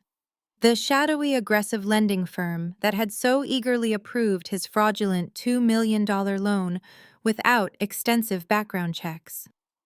The firm that possessed predatory acceleration clauses specifically designed to trigger immediate total asset seizure. The firm that had perfectly coordinated a lethal financial strike at the exact moment the market opened. Apex Corporation, Vanguard Crisis Management, Maya. I watched the realization hit him. It was a physical impact. The breath hitched in his throat. His eyes widened to impossible proportions, the pupils contracting as his brain fully processed the magnitude of his fatal error. He had not outsmarted a bank. He had not secured independent capital. He had willingly walked into a customized financial slaughterhouse, and he had handed the executioner the very weapon needed to destroy him. He looked at me and I saw it, dawning sheer, unadulterated terror. "You figured it out, didn't you, Terrence?" I said, my voice cutting through the heavy silence like a scalpel. I stepped closer, dropping the diamond necklace onto the hardwood floor near his knees. "I own Vanguard Crisis Management. That means I own the shell companies beneath it. I own Apex Corporation. I am the predator you blindly begged for a $2 million bailout. You thought you were negotiating a masterpiece of corporate finance to save Darius and impress your mother. Instead, you handed me the absolute legal right to dismantle your entire existence." He opened his mouth, but no sound came out. Only a pathetic, wheezing gasp escaped his throat. And just to be perfectly clear, I continued my tone conversational but lethal. "You did not leverage our shared assets. The LLC that holds the deed to this estate is entirely in my name. You forged my signature to secure a federal loan from my own company." I reached into my tailored jacket, pulled out the folded legal documents he had arrogantly slid across my desk the night before, and dropped them onto the marble kitchen island. The heavy thud made Beatrice flinch visibly. "My legal team made a few slight modifications to your generous settlement offer," I informed him. "You are going to sign these right now. They stipulate that you assume total exclusive liability for the $2 million fraudulent debt. You waive any and all rights to my assets, my business, and my properties. In exchange, I might suggest the federal prosecutor goes slightly easier on your sentencing when you eventually plead guilty." Terrence finally found his voice. It was a pathetic, trembling rasp. "Maya, you cannot do this. I am your husband. We can fix this. You cannot just throw me out." I looked down at him, letting a cold, humorless smile touch my lips. I echoed the exact words he had used against my mother just 24 hours ago. "Your opinion does not matter in this house, Terrence, because this is my house. My mother is a VIP guest, and you are just a trespassing felon." Before he could utter another desperate plea, the heavy atmosphere of the room was violently interrupted. A harsh strobing wash of blue and red light suddenly flooded through the massive front windows, painting the walls of the grand foyer in the frantic colors of impending justice. Tires screeched aggressively on the driveway outside. Car doors slammed in rapid tactical succession. Heavy, authoritative footsteps pounded up the front porch steps. Beatrice shrieked as the front door, still standing wide open from Jasmine's panicked exit, was suddenly filled with federal agents and local police officers wearing tactical vests. Terrence Williams and Darius Vance, the lead agent, barked, his badge flashing brilliantly in the morning light. "We have federal warrants for your arrest on charges of aggravated identity theft, mortgage fraud, and wire fraud. Keep your hands exactly where we can see them." The execution of the warrants was swift, brutal, and entirely devoid of the high society dignity Beatrice so desperately craved. Officers hauled Terrence up from the rug, forcing his hands roughly behind his back. The sharp click of the metal handcuffs echoed through the living room like the final lock on his custom-built cage. Darius was dragged up from the velvet armchair, still wheezing and clutching his chest as cold steel snapped tightly around his wrists. Mom, Terrence screamed as they marched him toward the door. "Mom, do something! Call my lawyers! Call somebody!" But Beatrice could do nothing. She stood paralyzed by the kitchen counter, watching her golden child being frog marched out the front door and down the driveway in full view of the wealthy neighbors she had spent years trying to impress. The neighbors had stepped out onto their manicured lawns, clutching their morning coffees, eagerly watching the spectacular downfall of the Williams family. Chloe wailed loudly, sinking to the floor in a heap of designer fabrics in absolute despair. The lead agent paused in the foyer, looking at Beatrice and Chloe with strict professional detachment. "This property is part of an active federal fraud investigation, and the legal owner has requested your immediate removal. You have exactly 10 minutes to gather your personal belongings and vacate the premises. If you are still here in 11 minutes, you will be arrested and charged with criminal trespassing." I stood beside my mother, watching the chaotic, spectacular collapse of their house of cards. I poured the last drops of my sparkling water into the copper sink and turned to Vivian. The air in the house already felt lighter, cleaner. The toxic poison had been surgically excised. 6 months later, the bitter winter had thawed into a brilliant sunlit spring. Terrence was currently sitting in a federal holding facility, awaiting a trial that his court-appointed public defender had already warned him he could not possibly win. Without my money to fund a high-powered legal defense, his arrogant bravado had completely crumbled into desperate plea deal negotiations. Darius was languishing in a similar facility, his logistics company aggressively liquidated to pay off a mere fraction of his staggering debts. Beatrice and Chloe had been entirely exiled from their precious social circles. The elite country club revoked their memberships immediately following the arrests. Their wealthy friends stopped returning their calls, treating their scandalized family like a highly contagious disease. They were currently living together in a cramped two-bedroom apartment in a zip code they used to openly mock, drowning in a sea of mounting legal fees, collection notices, and shattered egos. I, however, was miles away from the wreckage. I sat on the expansive teak balcony of my brand-new beachfront property, listening to the rhythmic, soothing crash of the ocean waves against the pristine shore. The coastal air was crisp and revitalizing, carrying the scent of salt and seagrass. I took a slow sip of my perfectly brewed herbal tea, savoring the warmth against the gentle morning breeze. Vivian walked out onto the balcony carrying her own ceramic mug. She took a seat beside me. Her posture relaxed, her face entirely free of the anxious lines that had plagued her during our time in Terrence's presence. She looked out at the endless expanse of the sparkling blue ocean, a gentle, genuine smile touching her lips. "It is beautiful out here, Maya," she said softly, "so peaceful and quiet." I looked at the horizon, where the deep blue water met the clear, cloudless sky. There were no false empires here. There were no fragile male egos to stroke, no parasitic in-laws to accommodate, and no exhausting lies to uphold.